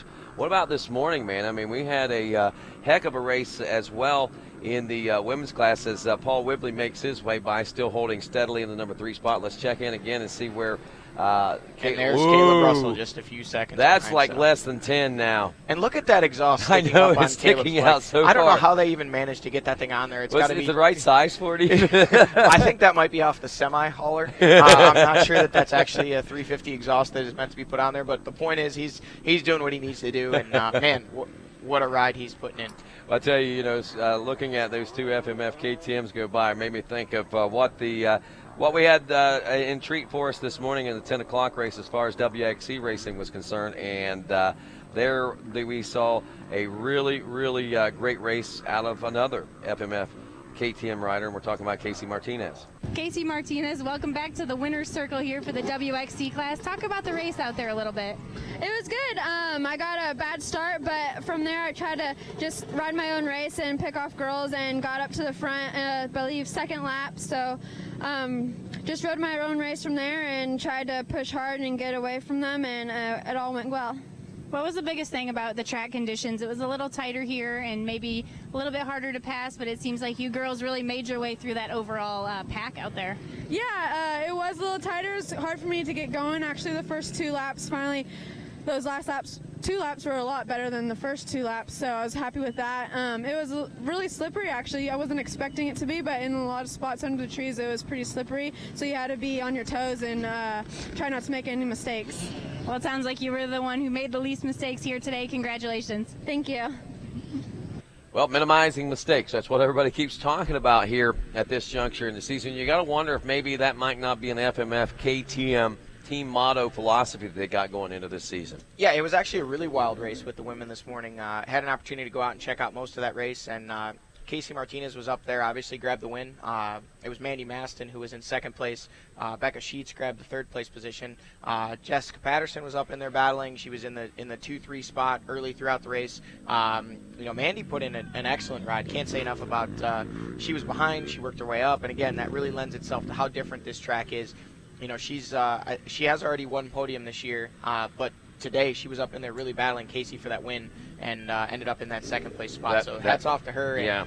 And I got to say, exciting for me to see that multi-time national champion in Mandy Maston back on the podium. There's Mullins making his way by now. As he makes his way by, I want to remind you folks that don't forget we are still doing the Twitter contest where you can win $250 from AMSOIL in a great AMSOIL product. And all we're asking you to do is tweet your podium predictions and hashtag them GNCC Live. We'll pick a winner randomly here in the next lap or so and let you know who gets that and send you some great $250 in great AMSOIL products. So tweet them out in your Twitter accounts, of course, hashtag GNCC Live. And it doesn't have to be right. Just got to have an idea who you think you would like to see do it.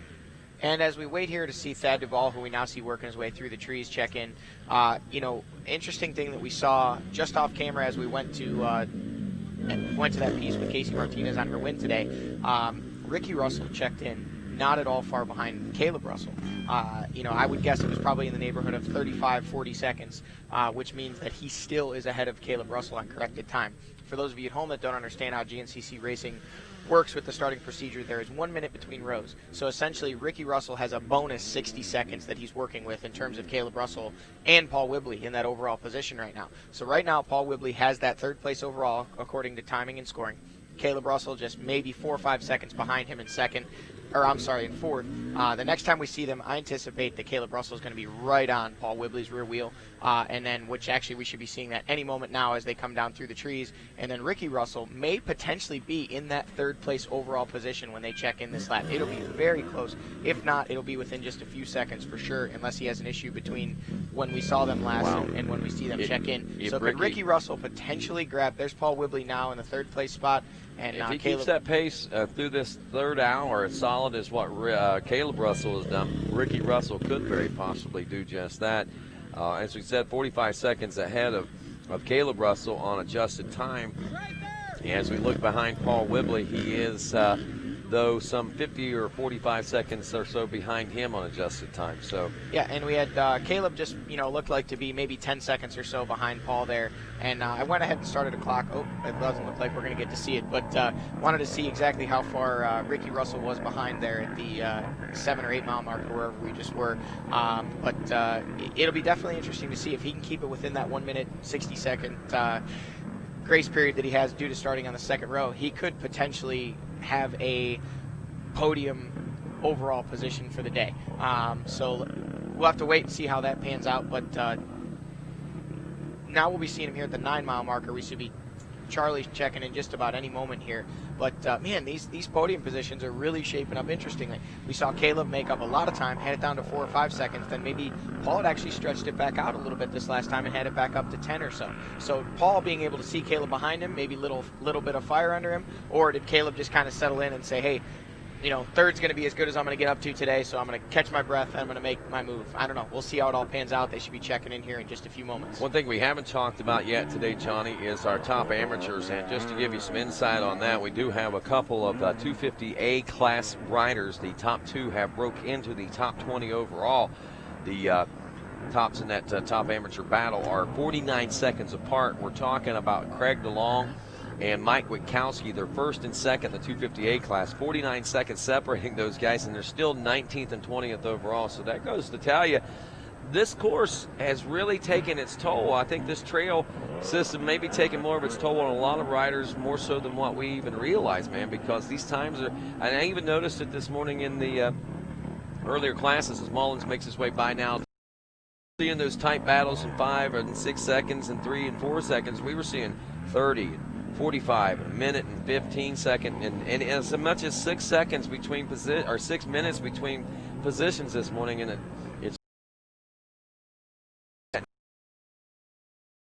guys, or whether it's forcing them into those mistakes. I don't know. It just really seems a little different, and it's related into this afternoon, only on a little different level, I think. Yeah, and you were discussing that top amateur battle going on right now between Craig DeLong and Mike Witkowski. Mike's an Indiana boy, so probably a little bit extra motivation for him. This seems to be his best ride so far yet this year. Craig DeLong has been our top amateur a number of times, and there we see Thad Duvall now checking into the number 2 spot for the overall and in the XC1 class. But those guys obviously pushing it to the limit to be inside the top 20 overall against some of the best riders in the world, as true amateur racers. So, hats off to them, definitely, and we'll see how that one plays out here with just one more lap of racing to go. And, the interesting, again, that's another set of brothers. You've got the Witkowski brothers with Mike and Alex, and then Craig DeLong and his brother Andrew. So, actually, looking at the overall, Craig's not too far behind Andrew. Andrew having a little rough go of things today with currently 14th overall, and I guess that would be 11th in XC1. So he's, like we talked about earlier, had some bad crashes. So, how long is it going to be before Craig works once he gets into that XC?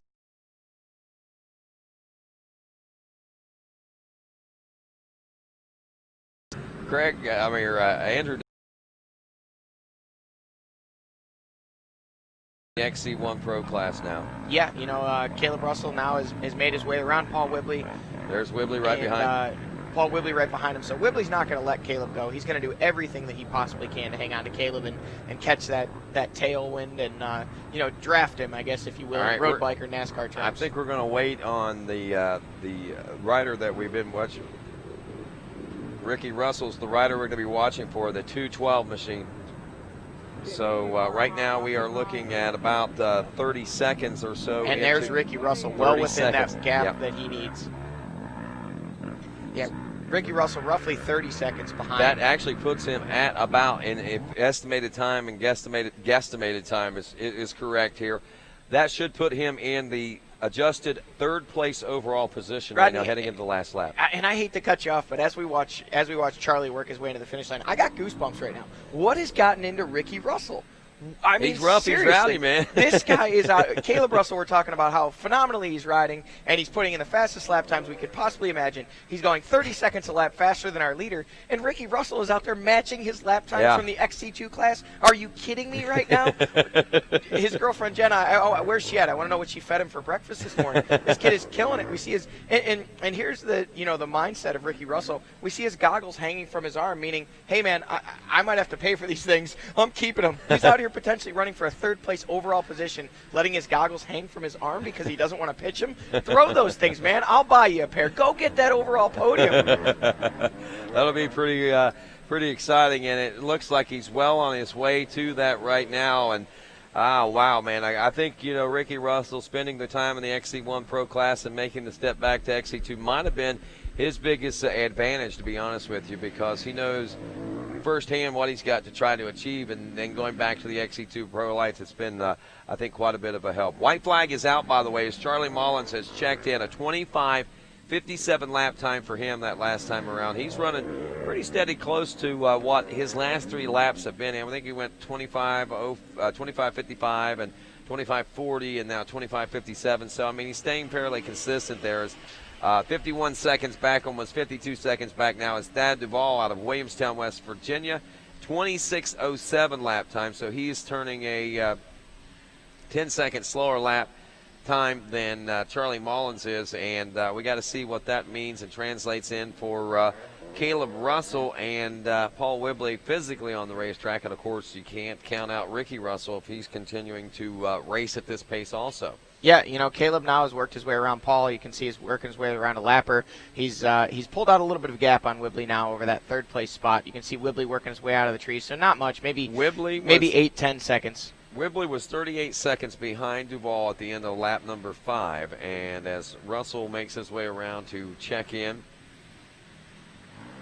we see Caleb Russell checking in 1:09. So 1:01 now behind Thad Duvall. Lap time 25:29. Now remember, a lap ago he was 1:01 behind Paul Whibley with a 25:32 lap time. So now he's stepped it up even more to a 25:29. So he's gone again nearly 30 seconds, 28 seconds faster than our leader, Charlie Mullins. And now we see Ricky Russell checking in. So we'll have to see what this lap time is, because really I think this is turning into a Ricky Russell one handguard, no goggles battle with Caleb Russell, bent pipe, twisted subframe. Both of these guys are just twisting the throttle to the stop. 25:55 lap time right there for Ricky Russell as he checks in now. Elapsed time 2 hours, 38 minutes, and 9 seconds. Caleb Russell checking in 2 hours, 38 minutes, and 27 seconds. So in tabulations and calculations, 16 seconds as they make their way through. So Caleb Russell is 16 seconds behind on adjusted time, but Ricky Russell is right now currently third place overall as they head into the white flag lap. And I think we can look at the lap times, and I think that we can speculate all we want. Ultimately, I don't, I want to build this up, and I want to do the, let's see what happens kind of thing. I ultimately think that Caleb Russell will finish third overall today. He ran nearly 40 seconds faster that lap than Ricky did, or 30 seconds anyway, and he's only 16 seconds behind Ricky on that phantom adjusted time. They're going to let Caleb know that. He's going to push the pace. He's going to do what he needs to do. But, man, you just can't take anything away from Ricky Russell and what an awesome ride he's put in here. And ultimately on his way to an XC2 win if things stay the way they are.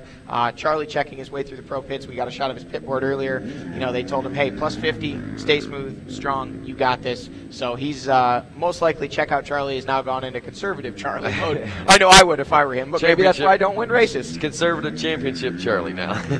Yeah, conservative championship Charlie is gonna do everything that he can just to avoid any pitfalls and anything that could potentially hold him back on this last lap. And Thad Duvall, now we see, oh, no, that's not Thad there yet. When we see Thad coming through, certainly he'll be giving it all he's got, because, they're telling him, hey, you're still less than a minute out of this lead. You want to win this thing or what? So he's going to do everything that he can to kind of close that gap in, and there we see Thad checking in now. Duvall putting together a spectacular ride today, and again, it's hard to imagine who has put in the most immaculate ride as far as these riders are concerned, man. I mean, we've had so many different riders doing so well today. Takeshi's put together a spectacular ride this week, running a solid top 5 there in the early part of it. And in class right now, we see Mullins, Duvall, Russell, Whibley, Ashburn, and there's Takeshi Koiketa still in a solid top 6 position, and only a few seconds behind Jordan Ashburn for a top 5 right now. So that's pretty impressive stuff. That's one of the neat things that we've seen. Thad Duvall is another rider that we've seen excel today, out of the ordinary, so to speak, in this one. Another rider that we've seen excel out of the ordinary, or what we would consider the realm of ordinary for us today. Ricky Russell, obviously, right there in the thick and hunt of things. Jesse Grome, another rider that had some good things going on in the early part of this race. So, I mean, there's a lot of cool things going on, and I think there's going to be a lot of positives taken away from this particular race that maybe riders haven't been able to take away from in races previous so far this year. Yeah, definitely. There's a lot of guys that are kind of getting that momentum that we talked about, and that spark swinging. We should see Ricky. That was Paul Whibley that just came through now into the 4th place position after a solid podium ride throughout most of today's race. Certainly nothing settled yet. These guys still have what is it, 10 miles that they've got to traverse to get to the finish line, or roughly 8 from where they're at now at the pro pits. But a lot of things could still happen. We see Ricky Russell still with that one handguard that was like that on the very first lap. So, Ricky's got to make a fuel stop. So that could certainly play into our overall calculations. And, one other thing as we're kind of looking at the screen here, Caleb Russell 1 minute and 1 second behind Thad Duvall. Caleb Russell's lap time that last lap was 28 seconds faster than Thad Duvall's. Thad Duvall had to stop for fuel that lap. So let's say that he only lost 5 seconds there. That still puts us at 33 seconds that Caleb would have given this lap. Potentially could make up 33 seconds, which leaves 27 seconds. You have to ask yourself, if Caleb Russell knows that only 27 seconds stand between him and potentially second place, what is he capable of on this last lap? And again, this is kind of a long, stretched out, fantasy land kind of a situation. But, how many times have we heard these guys talk about when they get in these circumstances and situations, and even, Chris Borge was talking about it from the ATV side of things yesterday about the race previous there in South Carolina, riding outside their comfort zones, I know that theoretically, most likely we've already seen Caleb doing that earlier in the day, especially with the crash, the horrendous crash that he took there about the midway point of the race. And with that being said, that's another variable to throw into that one, I believe. And we see Jordan Ashburn just checking in for a splash of fuel, and Jordan running in that 7th place spot. So Grant Baylor most likely checked off our camera there, but good solid ride for Jordan today. And Grant Baylor now into that 6th place overall spot, and would be second in XC2 behind Ricky Russell. The defending champion and the current points leader. Maybe at the end of today he's going to be wondering the same thing I was earlier. What is Ricky Russell eating? Because Grant obviously has showed some great speed the last couple races, and today it's just been the Ricky Russell show. It has, and we still got to tip our hat. We were talking so much earlier in the race about Lane Michael, the 17 in the XC2 Pro Lights class. Still holding steady. He's a couple minutes down, but he's in 4th place position, just an FYI, in the XC2 Pro Lights class, and 15th place overall. So still a very respectable ride, and one of the rides that I think Lane was needing as we head here into the heart of the 2014 season. Yeah, and we can't skip over Jesse Grom, who's in that 3rd place position in XC2 currently, as we see Shane Watts check by. That's Jesse's team manager, if memory serves me correctly. Yeah. And Shane's got to be proud of Jesse to go out there and potentially put that Shane Watts, Dirtwise, KTM, all those sponsors that they have, put them on the podium. All right, let's we're getting ready to take a look at and do a recap, the Can-Am recap here in just a couple of moments. But something to point out here: we started out this race today under extremely bright, sunshiny skies. There was a light breeze and temperatures moving up into the mid-70s, upper 70s. I think we might have hit somewhere around 77, 76, 78, somewhere in that neighborhood. And now the clouds have starting to roll in. The temperature is starting to drop over the course of the last hour. So not like chilly and cold, but comfortable riding weather, I guess, under these overcast skies now as Mullins checks in once more.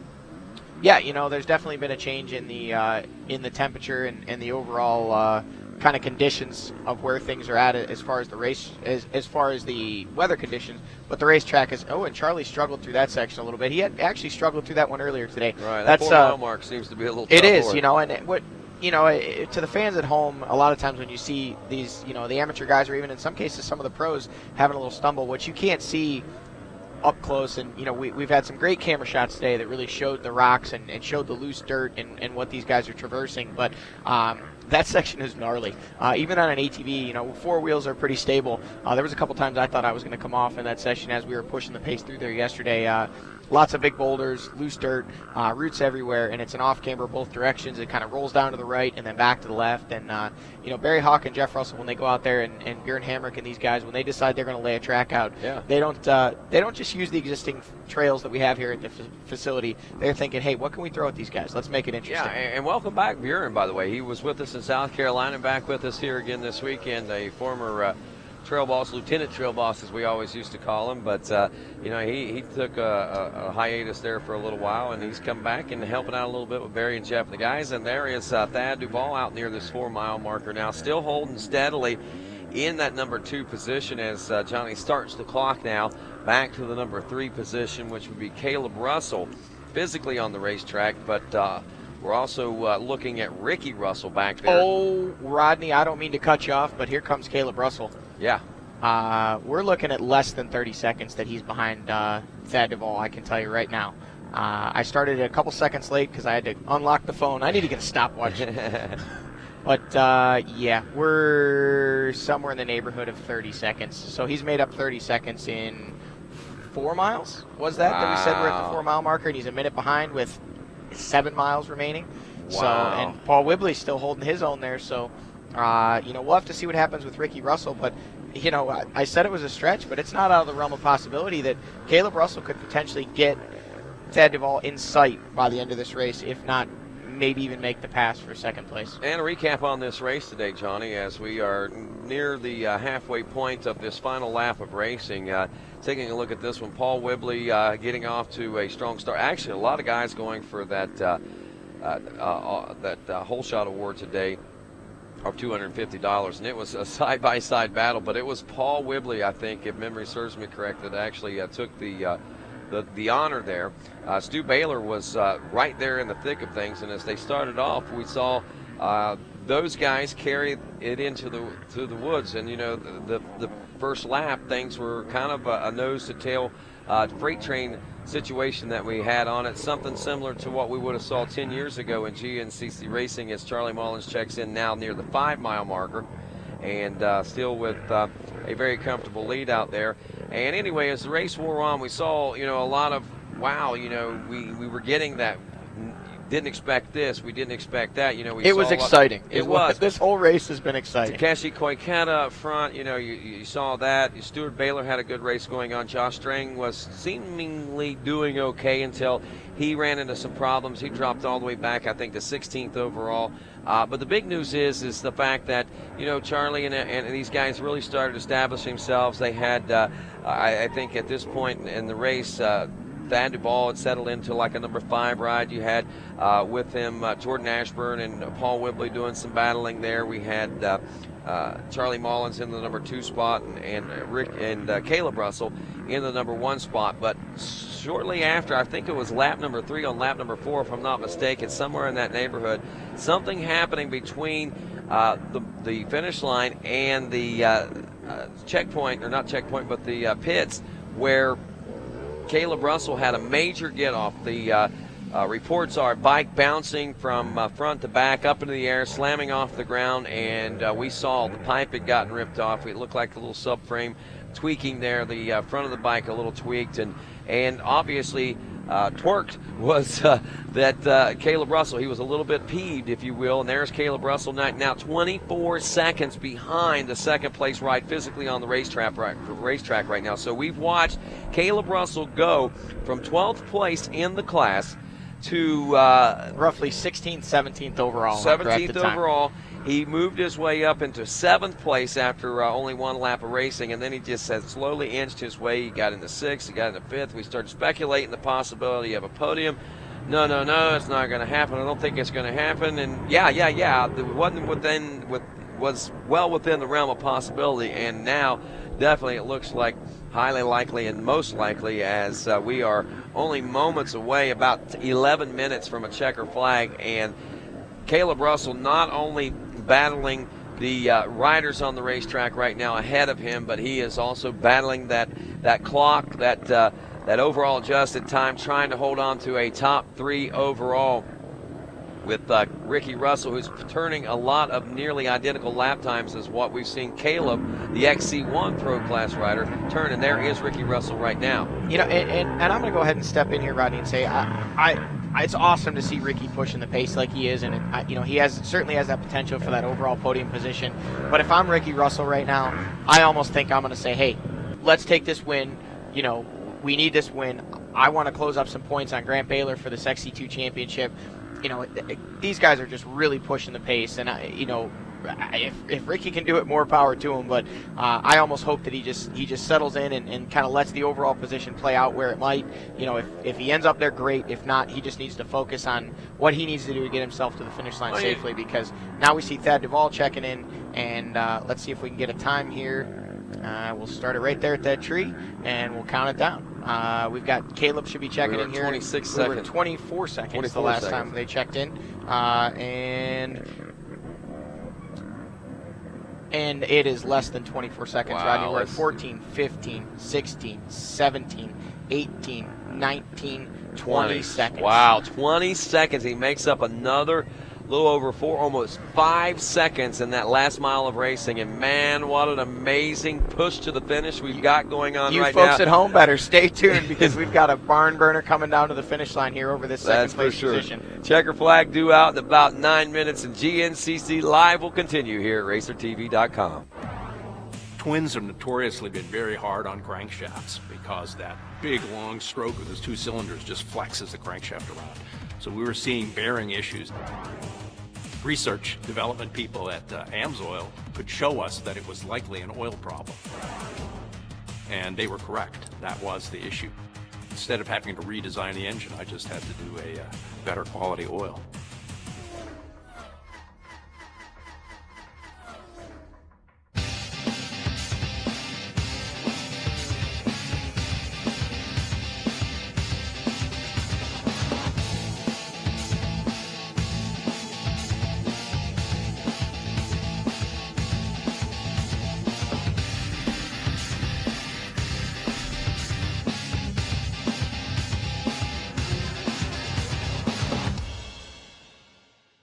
Find your flow with Maxxis tires.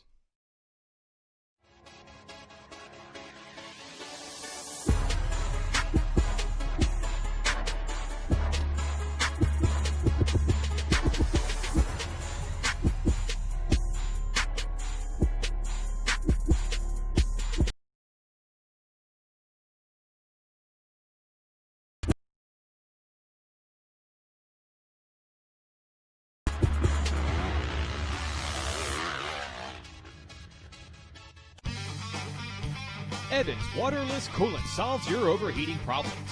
The high boiling point of 375 degrees and low vapor pressure means the coolant stays in the engine and cooling your machine.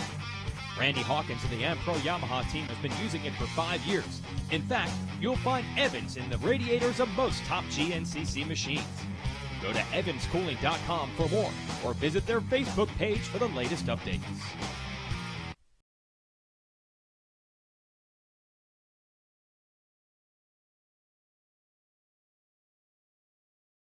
Submount. Easy to install at less than an hour in most cases, it features adjustable on-the-fly dampening to help reduce arm pump and fatigue.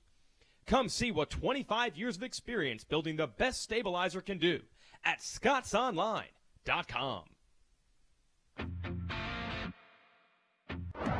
Here on Twins have notoriously RacerTV.com been very as we hard on roll into the final moments of this Dunlop Limestone There's- 100 GNCC. And there he is, out near the 7-mile marker, they're saying, and that is our leader. I believe Charlie Mullins going through, and then, of course, we'll be seeing... I got my stopwatch ready this time. I don't have to unlock it. We're going to find out exactly what it is as they check through here at the near 8-mile marker, 7-8-ish. It's really going to be interesting to see what happens here with this. There we see Catherine. Yeah, I was Woodley. going to say, is that Catherine there? So Mama made it stateside, it looks like, and that right there might be part of the fire in Whibley's program that we saw earlier in the race day also. Yeah, you know, I guess she made it in Thursday from what I heard, and Paul's certainly grateful to have her here. She's a big part of his program, and, you know, obviously the mama to the new little Whibley. There you go, and now she's got the whip out, going to crack it on him as he goes by here in just a couple of moments. And according to calculations, we're looking at about 5 minutes and 40 seconds before the leaders will be through for the finish line checkers, and we're talking about Charlie Mullins in that respect, about 51 seconds, closer possibly to a minute now down in the number 2 spot is Thad Duvall. There we he see is. Thad checking in. And I'm sure that, I can't read that Evans pit board that Chad Duvall just gave him, but I'm sure it said, Caleb's coming, get on the gas. It looks like, I don't think we're going to see a big swing in time here. Here comes Caleb. We're at 14, 15, 16, 17, roughly 18 seconds. So things have kind of stabilized right around that 18, 20 second mark. that's a lot of time to make up with the track. The big question, though, I guess, would be probably how far Ricky Russell is back now physically on the racetrack, so we can start doing some calculations and some guesstimations. But I'm thinking like you, Johnny. I mean, that just the extra time that Caleb is able to push in this final lap of racing for Caleb versus Ricky, I think that, you know, the conditioning end of it would almost certainly have to go to Caleb. But you know that Ricky has been getting the pit board, and he is running on a lot of adrenaline right now, especially in this final hour of racing, which Ricky has a year under his belt racing the XC1 Pro Class last year, so he's kind of adjusted to the idea of it, but still working on things there. There goes Whibley through now, aboard the number 5 machine. He's still holding on to a 4th place position in class, and as we said, time adjustments had him at last time around in 5th place overall, and that's the points that these guys are really banking on, the ones that they are really worried about rolling through this championship itself. And now I'm guessing that's Ricky Russell coming for a shot. Yep, that's Ricky now. And I think that's a little over a minute. So yeah, I think, that's got to be quite a bit of I think Caleb's probably safe in that 3rd spot unless he can make some magic happen here. And I don't know if Whibley is so safe there for the 4th overall position, but regardless, I think that Caleb should be safe. Depending on what happens in the next, 3.5 minutes or so, which will be about a mile, because we are, I think, right now at the 9-mile marker with these riders coming through. We're waiting on Charlie here at the 9-mile marker, so this will be our last opportunity to see these guys before they see him at the finish line. So this will kind of be the tail of the tape here. With Charlie seems to have this well in hand with a little over a minute lead.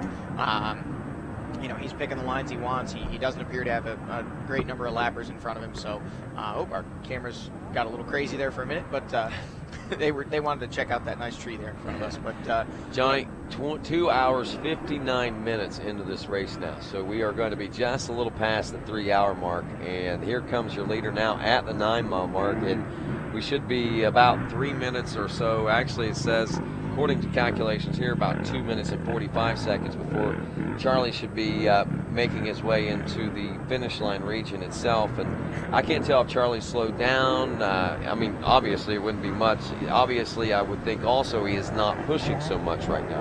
And, as we wait on Thad and the battle potentially brewing between he and Caleb Russell over that 2nd place spot, although Thad seems to have it well in hand for the moment, we can't say enough about what Charlie Mullins has done here today. I know. We've been so focused on the Ricky Russell potentially overall, or potentially podium, the Thad Duvall with a great comeback ride for 2nd after having some rough struggles the last couple races. Caleb with his big crash and coming back, putting it on the podium potentially. I feel like we've underplayed the fact of what Charlie Mullins has done here today. And that is go out, execute, put the laps in that he needed to, ride smart, ride smooth. All things considered, Charlie has had a banner day today. A commanding win at the end of this. Everybody else has done what they needed to do as far as, Thad getting on the podium potentially, or it looks to be almost a sure thing at this point. That's a great step for his program. Caleb, 3rd, that's a great comeback from where he was at. But Charlie Mullins is the man today. Technical track, he did what he needed to do. Wow, we just got a report off the racetrack there that Caleb may have Thad Duvall in sight, as some of the sections of the racetrack have afforded and allowed that, but we'll see here at the 9-mile marker, I think, for ourselves here in just a moment. They actually did just come through, and it still appeared to be about 12 seconds. So still about 12. He may be in sight, but man, that's a tall order to make up that kind of time by the finish line. I think what we're going to see is Thad come in with just a few seconds to spare over Caleb, unless obviously we can't predict what's going to happen with lappers and any mistakes that may happen. But based on the pace that they're both running right now, Thad may be he may be in the red. His heart rate is spiked, but he does not want to give up that spot. So he's worked so hard. He's had such a great ride today. I believe that we'll see Thad hold on to that 2nd place spot. But hey, I've been proven wrong before. Right, and neat thing here that we take a look at, again, those point standings. Again, Caleb Russell just able to salvage so much out of what looked like a day that could have been detrimental to the championship points race. And yeah, he's losing a few points, about 9 of them or so with that 3rd place position, but it only puts him 7 points behind, and that's a lot better position than we saw after round 5 last season when he ended up some 22 points behind. Yeah, you know, Caleb's done it, and here we have Charlie coming to the finish, you know, on his way to his second win of 2014 to go with his win in Florida. Great ride for him today. You know, he's probably taking a big deep breath right now, knowing that, hey, you know, and at this point, Charlie probably doesn't really know what all unfolded behind him. All he knows is that he went out, he and Caleb set a good pace early, they battled each other. He probably witnessed Caleb go down, or at least saw him getting back up. He doesn't know what all's unfolded. And there he doesn't it is. know that exactly Caleb was that far behind, but he's going to find out here soon that he's the new points leader. He is, and Charlie Mullins takes the win and snaps the win streak by Caleb Russell, and now Charlie Mullins becomes your new points leader after this 5th round of GNCC racing here at the Dunlop Limestone 100 GNCC. And Hot Rod Charlie, man, right back where he wanted to be. There's Mama, and there is little baby Cooper there, and you can tell a hard day of riding there for Charlie. He's happy, he's excited, but he also knows that I'm sure he's getting told right now Charlie should get third, 7 points, third Tonking Championship right now, and that's what their main focus is. Race wins, obviously, but the end of the season and race wins. And right now, it's still up for grabs.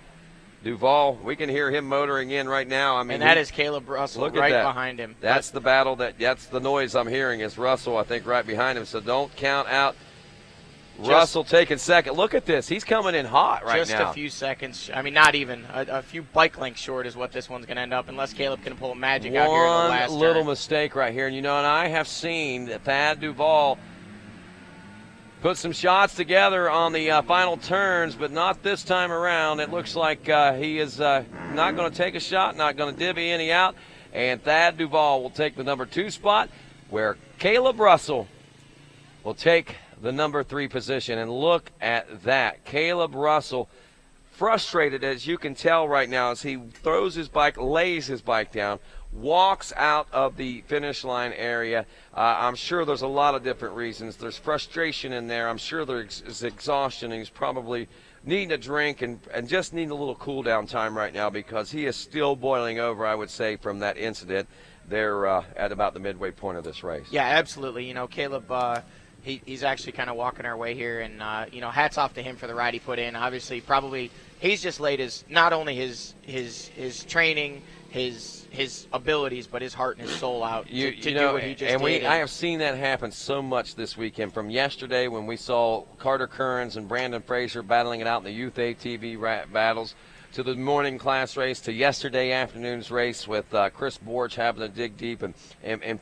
dig his way back out of a hole and get into that number 1 spot, to this morning with the youth races and the exceptional battles that we saw develop in the 10 o'clock race this morning. And then, of course, what we just witnessed right here over the course of the last 3 hours of racing. And here is the tell of the tape right now.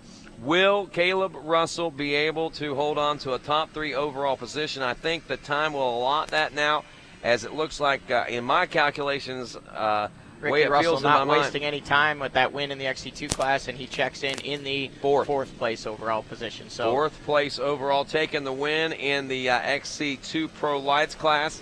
A 26:31 lap time. It's Charlie Mullins, though, in that Maxxis victory lane, standing by with Jen Kenyon. That's right, Rodney. It's all smiles here for Charlie Mullins. Charlie, this is a big win for you. Not only did you knock Caleb's 3-race winning streak there, but this has to do a lot for your confidence. You got this points lead back. Tell us about your day.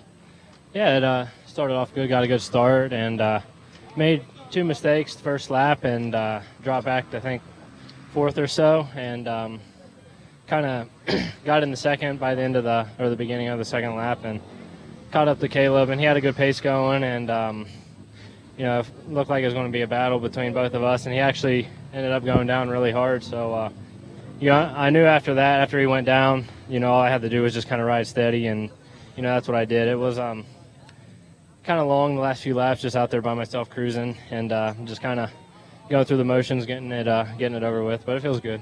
Yeah, you know, we were saying it's that you were in the checkout Charlie mode there for a while, but then it was almost like we saw a championship Charlie there. You kind of put it into reserve mode. You were just trying to get through the race. But the interesting thing to note is that when you were behind Caleb there, he got away a little bit, and then you were just like, no way, I am getting right on him. He is not getting out of my sights. Was that kind of your mentality here today?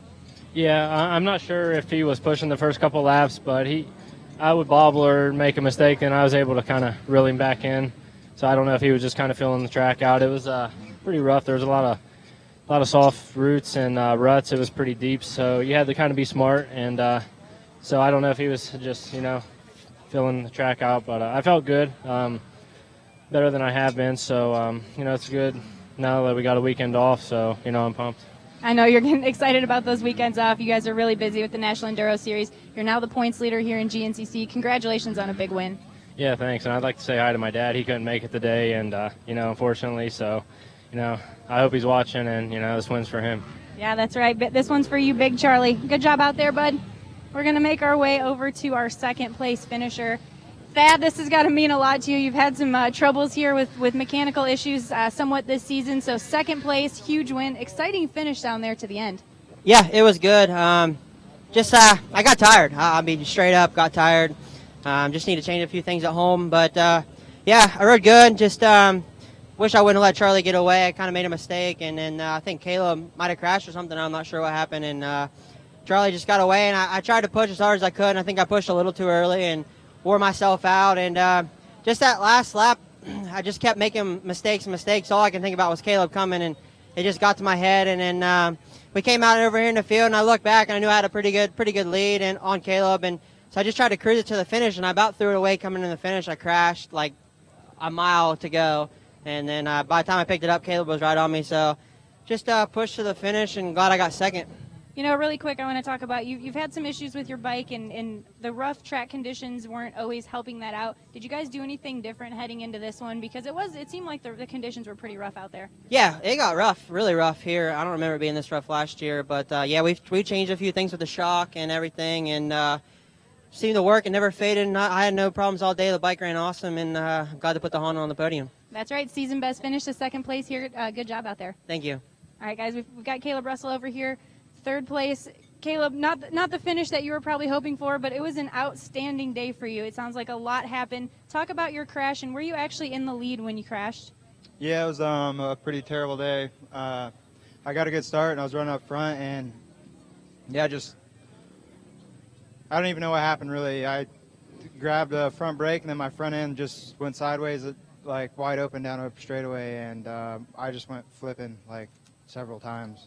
And I got back up and felt like I was okay, so I hopped on the bike, and it was all beat up and then lost my exhaust and a bunch of stuff, and I was pretty pissed off, to say the least. But I got back out there and ran those guys down. They got tired, and I figured they all would, so I figured I'd catch them, and pretty mad I didn't get second. I should have had it. Yeah, but I mean, you bounced back so well from that. I know when you're out there, it's hard to tell how you're feeling, but is your body okay? Are you feeling okay after that one? It's all right now. It'll be sore tomorrow, but yeah, it's whatever. All right, well, we appreciate you taking the time. Good job out there. Thanks. All right, guys, we're going to throw it back up to you, and we're going to get set. Actually, we've got Takeshi Koikata. Takeshi, tell us, what place did you finish today? Yeah, I think 5 XC1 and I think 6 overall. 6 overall. Is that your best finish this season in GNCC? Yes. I got not so good start, but I just follow him, and they like pass me, crash, and yeah, it's kind of funny, but I mean, going. Yeah. It sounds like a crazy day. There was a lot of crashing going on, a lot of passing and back and forth. You were fourth most of the race. That had to be pretty fun, pretty cool. Yes, so like I say, everybody pass me and everybody crash. Pass me, crash. I just, focus, no mistake, and yeah, I'm doing good. Yeah, thank you. That's really cool. We've been watching you the past 2 years really progress and get a lot faster. You've got your wife and your daughter here in the United States from Japan, so that's just a cool story that you have. Coming from Japan to the United States, living in North Carolina, pretty cool. Yeah, thank you very much. It is, it's my dream come true, and it's, U.S. racing is very awesome. Yeah, thank you. All right, well, congratulations from the GNCC crew. Good job out there. Thank you very much. Yeah, thank you. All right, guys, that's Takeshi Koikata, 6th place overall, 5th place in the XC1 class. We'll send it up to you, and we'll see. We'll get Ricky Russell set up for his interview. All right, thanks a lot, Jen. Some pretty interesting perspectives down there. I like that. They pass me, then they crash. They pass me, then they crash. So yeah, some international flair coming our way from Takeshi, and great ride for him today. It was a great ride, and that could have been a good confidence-building ride for him, and something that actually might be a new spark to his program, and that could really excite things up now with more extreme top 5 battles. Now, a lot of you folks may be wondering right now, who got the $250 in AMSOIL products? How about Mark Reynolds at Mark Ren 65? He said Mullins, Duvall, and Russell are going to be the podium. He did nail it. And Mark Rain 65, you win $250 in AMSOIL product, and we say congratulations to you. We also say thanks, Mark Reynolds, for working and following along RacerTV and GNCC Live here at RacerTV.com. Johnny, spectacular day. You know, a quick look at things right now. Mullins, Duvall, Russell, 1, 2, and 3. Ricky Russell does get the 4th place overall. It looks like as far as the XC2 Pro Lights class is concerned, we got Grant Baylor in 2nd, and Jesse Grom does check in the number 3 spot. So, you know, those 3 guys pretty much, well, and Lane Michael we're expecting him to check in 4th here in a few moments, but those 4 guys were actually the guys that were the key players in this particular battle for the XC2 Pro Lights class, and they held steady, they held true with the same guys up front. A little bit of a change there about midway, but all in all, same guys going at it all day up there. Yeah, those guys, you know, Ricky Russell and Jesse Grom and Grant Baylor, they were the top 3 pretty much all day. You know, Jesse had a pretty good lead early there, and Grant and Ricky were able to run him down, and then all of a sudden Ricky pushed himself so hard, next thing we knew he was in the midst of a potential podium battle for the overall position, which he ended up in the 4th place overall position. And, you know, I think we're checking in with our XC2 podium finishers right now. That's right, guys. We're down here with Ricky Russell. Ricky, you've been so close so far. You've had it all here this season. Congratulations. This has to be a huge first win for you out here. Yeah, I was a little tight at the beginning and just started riding smoother, and me and Grant and Jesse Grom, I think, were going at it, and then they got together, fell down on a hill, and then I got around them, and then it was just from there, be smooth and try to go. And Caleb Russell came up on me. He must have went down, and once he got around me, I tried to latch on the back of him, and I think it helped me gap the rest of my field. So. Yeah, we were wondering about that. It was like the Russell brothers. We were calling you brothers from another mother, but it was really interesting to see when you latch on to somebody like that, how far up you guys were moving. I mean, you guys were just flying. Yeah, I know Caleb was one of the best, if not the best, so I knew if I latched onto him, I could at least be going in the right direction, forward. So, yep. All right, well, just so you know, you were only 44 seconds off of making it onto that overall podium. And that's an approximation. I'm not really sure. But, it was very close. At times, we thought you were actually going to be on that 3rd place overall position. So after kind of getting a taste of that, how does that feel? It's good. I mean, my goal is obviously to win XC2, but obviously we want to shoot for the best overalls we can get. And if we can keep getting up there, I'll be more than happy. All right, well, congratulations. Big win for you, 4th overall for the day. That's pretty solid.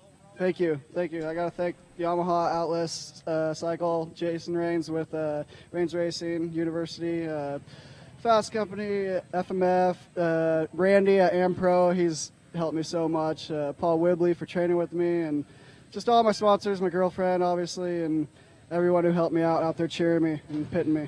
Thank you. All right, I know those guys are really proud of you after that one there. Ricky Russell, your XC2 winner. I'm going to just scoot on over to Grant Baylor over here, 2nd place in the XC2 Pro Lights class. Actually, guys, I'm going to throw it up to you just for 1 second here. All right, thanks a lot, Jen. And, wow, man, Ricky, just like you said, Johnny, I mean, he saw Caleb go by, and he saw his opportunity. He latched on, and it paid huge dividends. And all he was after was getting a gap over his class riders, probably not even realizing how close to an overall top 3 he was. Funny how that works out sometimes. Yeah, it is. I think Jen's actually ready now with Grant Baylor, our 2nd place finisher in XC2. That's right, Grant, 2nd place here today in the XC2 Pro Lights. I know you're not smiling, so you must not be happy. It wasn't a win what you were looking for, but it was a good ride nonetheless. Yeah, I got off to a pretty bad start and made my way through the pack pretty good, and I was riding good from the beginning, and caught up to those guys. I don't know, 2nd or 3rd lap, I caught up to them, and then, I don't know, I felt like I was faster, and then me and the trail splitting up and coming back together, and me and Grom got together, and Ricky rode by us, and, it's kind of my fault, but I didn't know that Grom was right behind me, and got up, and I tried to catch up to Ricky, but I guess, I don't know, something must have clicked for him, or he tagged along with Caleb or something. Because, I don't know. I mean, I felt like I was riding just as good as I was in the beginning, but he's pulling a minute on me a lap. I mean, I don't know. Yeah, I think him and Caleb Russell got hooked up, and I know Caleb Russell was clicking off 20 seconds a lap faster than Charlie there at the end, and Ricky Russell was right there behind him. So I think that's kind of one of the keys out there is having a top guy like that, maybe not so far out front, and it kind of helps benefit you guys. Is that a fair statement? Yeah, it's definitely an advantage because, I mean, especially out here, there's lines everywhere. I mean, there's lines 100 yards off the track, and if you don't have someone to follow you and see them, you aren't going to see them. And I don't know. It's all part of the game. That's what we do in GNCC racing. But, the points chase is really close. You guys are, heading into round 6. It's closer than it ever was. So it's got to be an exciting battle for you, and it'll pan out. Yeah, thanks. All right, guys, Grant Baylor, second place here. We're going to head over to Jesse Grom. They're taking Shane Watts and Jesse here. They're taking selfies for the fans. Jesse, can you pronounce your last name properly so I get it right? Grom. Grom, Jesse Grom. Well, nonetheless, congratulations. It was a good ride. You were out there up front for a long time. You guys were battling back and forth. Tell us about it. Yeah, it was good. I worked my way through the pack early, got out front, had like a 30-second lead and whatnot, and then after the pit, Grant and Ricky Russell caught back up to me, and Ricky got around me, and then Grant got around me, and then we're kind of staying together for a little bit, and then me and Grant came together, and then I got back up. It was kind of not too far behind him, and then just got hung up with a couple lappers and whatnot, and went down and was just getting a little too anxious trying to hang with them, and just got to keep cool next time, and stay calm and just, ride steady. Yeah, for sure. It sounds like there was a lot of chaos going on out there. Like they were saying, there's so many different lines to pass. So it was like, what was the key to really stay focused and keep those hot lines out there? Yeah, I mean, I just really try to look ahead and just miss the big bumps and the ruts, and just got to work on getting around the lappers, Yeah, and stay on two wheels, right? Yeah, that's for sure. Wasn't doing that very good. That's all right. Third place here in the XC2 Pro Lights. Congratulations on a good ride. Thanks a lot. All right, guys, we'll send it back up to you. All right, thanks a lot, Jen Kenyon. And, wow, some pretty interesting things. Johnny Gallagher sitting here watching this. Number one, what we just saw there with young Grant Baylor there, you could tell, wow, frustration, and it's speculating, and not necessarily speculating, but you could see the wonder in his eye and the way he was talking about a minute faster laps. And obviously, I mean, he knows as well as anybody it's possible, and that you get hooked up with somebody like Caleb, and things like that are going to happen. So that was a pretty interesting thing that I think that we had a chance to look at. Another interesting thing that I think kind of caught my attention there as far as this race is concerned is, Jesse, spectacular ride that Grom put together today. I mean, he put together a great ride.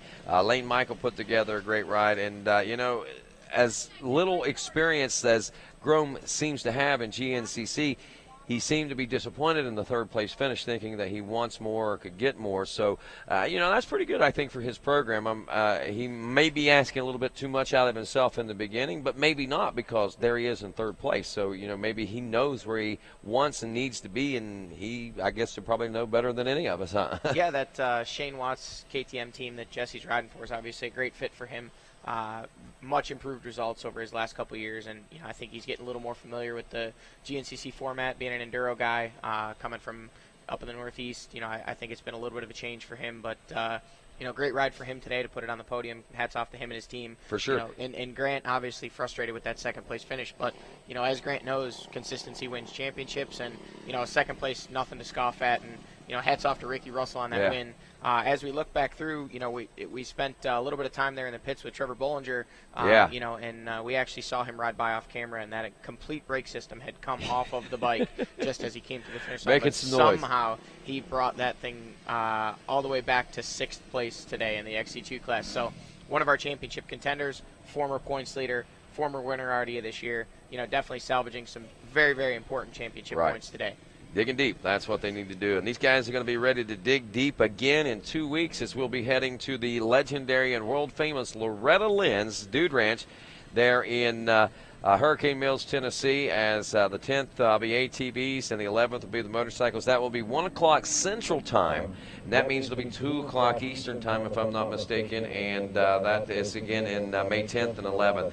Also, Saturday, May 10th, next Saturday at 4:30 Eastern Time on NBC Sports, Round 1, the Mudmucker GNCC ATV race will be airing as it begins our 30-minute RacerTV programs there on NBC Sports again. Saturday, May 5th. NBC Sports, Round 1, the Mudmucker GNCC. And, Johnny, it looks like it's going to wrap us up with another great day. And there's something always about round number 5 that leaves some sort of intrigue. You know, in years past, we've been down at the Mammoth, and the Mammoth always left those wild and crazy things and those scenarios that we're beginning to build leading into the rest of the season. And the meat, I guess you could say, the heart of the middle part of the season. And once again, round 5, this time here in Indiana, has served us up another great dish of that. Yeah, absolutely. An exciting day of racing. I mean, I still have goosebumps, and at points throughout the race, I actually was going to ask you, hey, do you mind if I just jump over the counter here and go run out there and cheer these guys on? You know, it's amazing to see these, you know, true athletes and what they did here today, all these guys, and it's pretty awesome that, you know, we got to see the action we did today. You know, both the XC1 and XC2 put together some amazing battles for not only the win, you know, kind of Ricky Russell and Charlie Mullins, once the race established itself, they were kind of set alone out front, you know, with a little bit of a comfortable gap, and those guys had the wins well in hand. But, you know, Caleb Russell and Thad Duvall and Paul Whibley and all those guys that were battling, Takeshi Koiketa, those guys all battling over that potential podium spot. And then obviously in the XC2 class, Jesse Grom and Grant Baylor and all those guys that were battling over the potential podium spot. We saw the drama. We saw championship contenders, Josh Strang and Caleb Russell have issues and spend time in the pits. You know, Caleb obviously fared better in terms of his comeback. Josh Strang, I believe, ended up 7th in the class. But actually, no, he came 8th. Behind Jordan Ashburn, so, you know, was able to salvage some points. Certainly not what he was looking for today, but like you said, round 5's always one that mixes things up, and today's certainly no different. Our top 5 overall: Charlie Mullins, Thad Duvall, Caleb Russell, Ricky Russell from the XC2 Pro Lights in 4th, and Paul Whibley rounding out the top 5. And that pretty much is going to wrap things up here from beautiful Indiana, our first stop here in 2014. The first of 2 will be at the Ironman later in the year, so we'll get a spring stop and a fall stop. And, of course, as we said, the drama continues to unfold as the GNCC world turns in 2 weeks, May 10th and 11th, when we head to Loretta Lynn's. As for Johnny Gallagher, Jen Kenyon, and the entire staff here at RacerTV.com and Racer Productions, I'm Rodney Tomlin saying good day, everybody.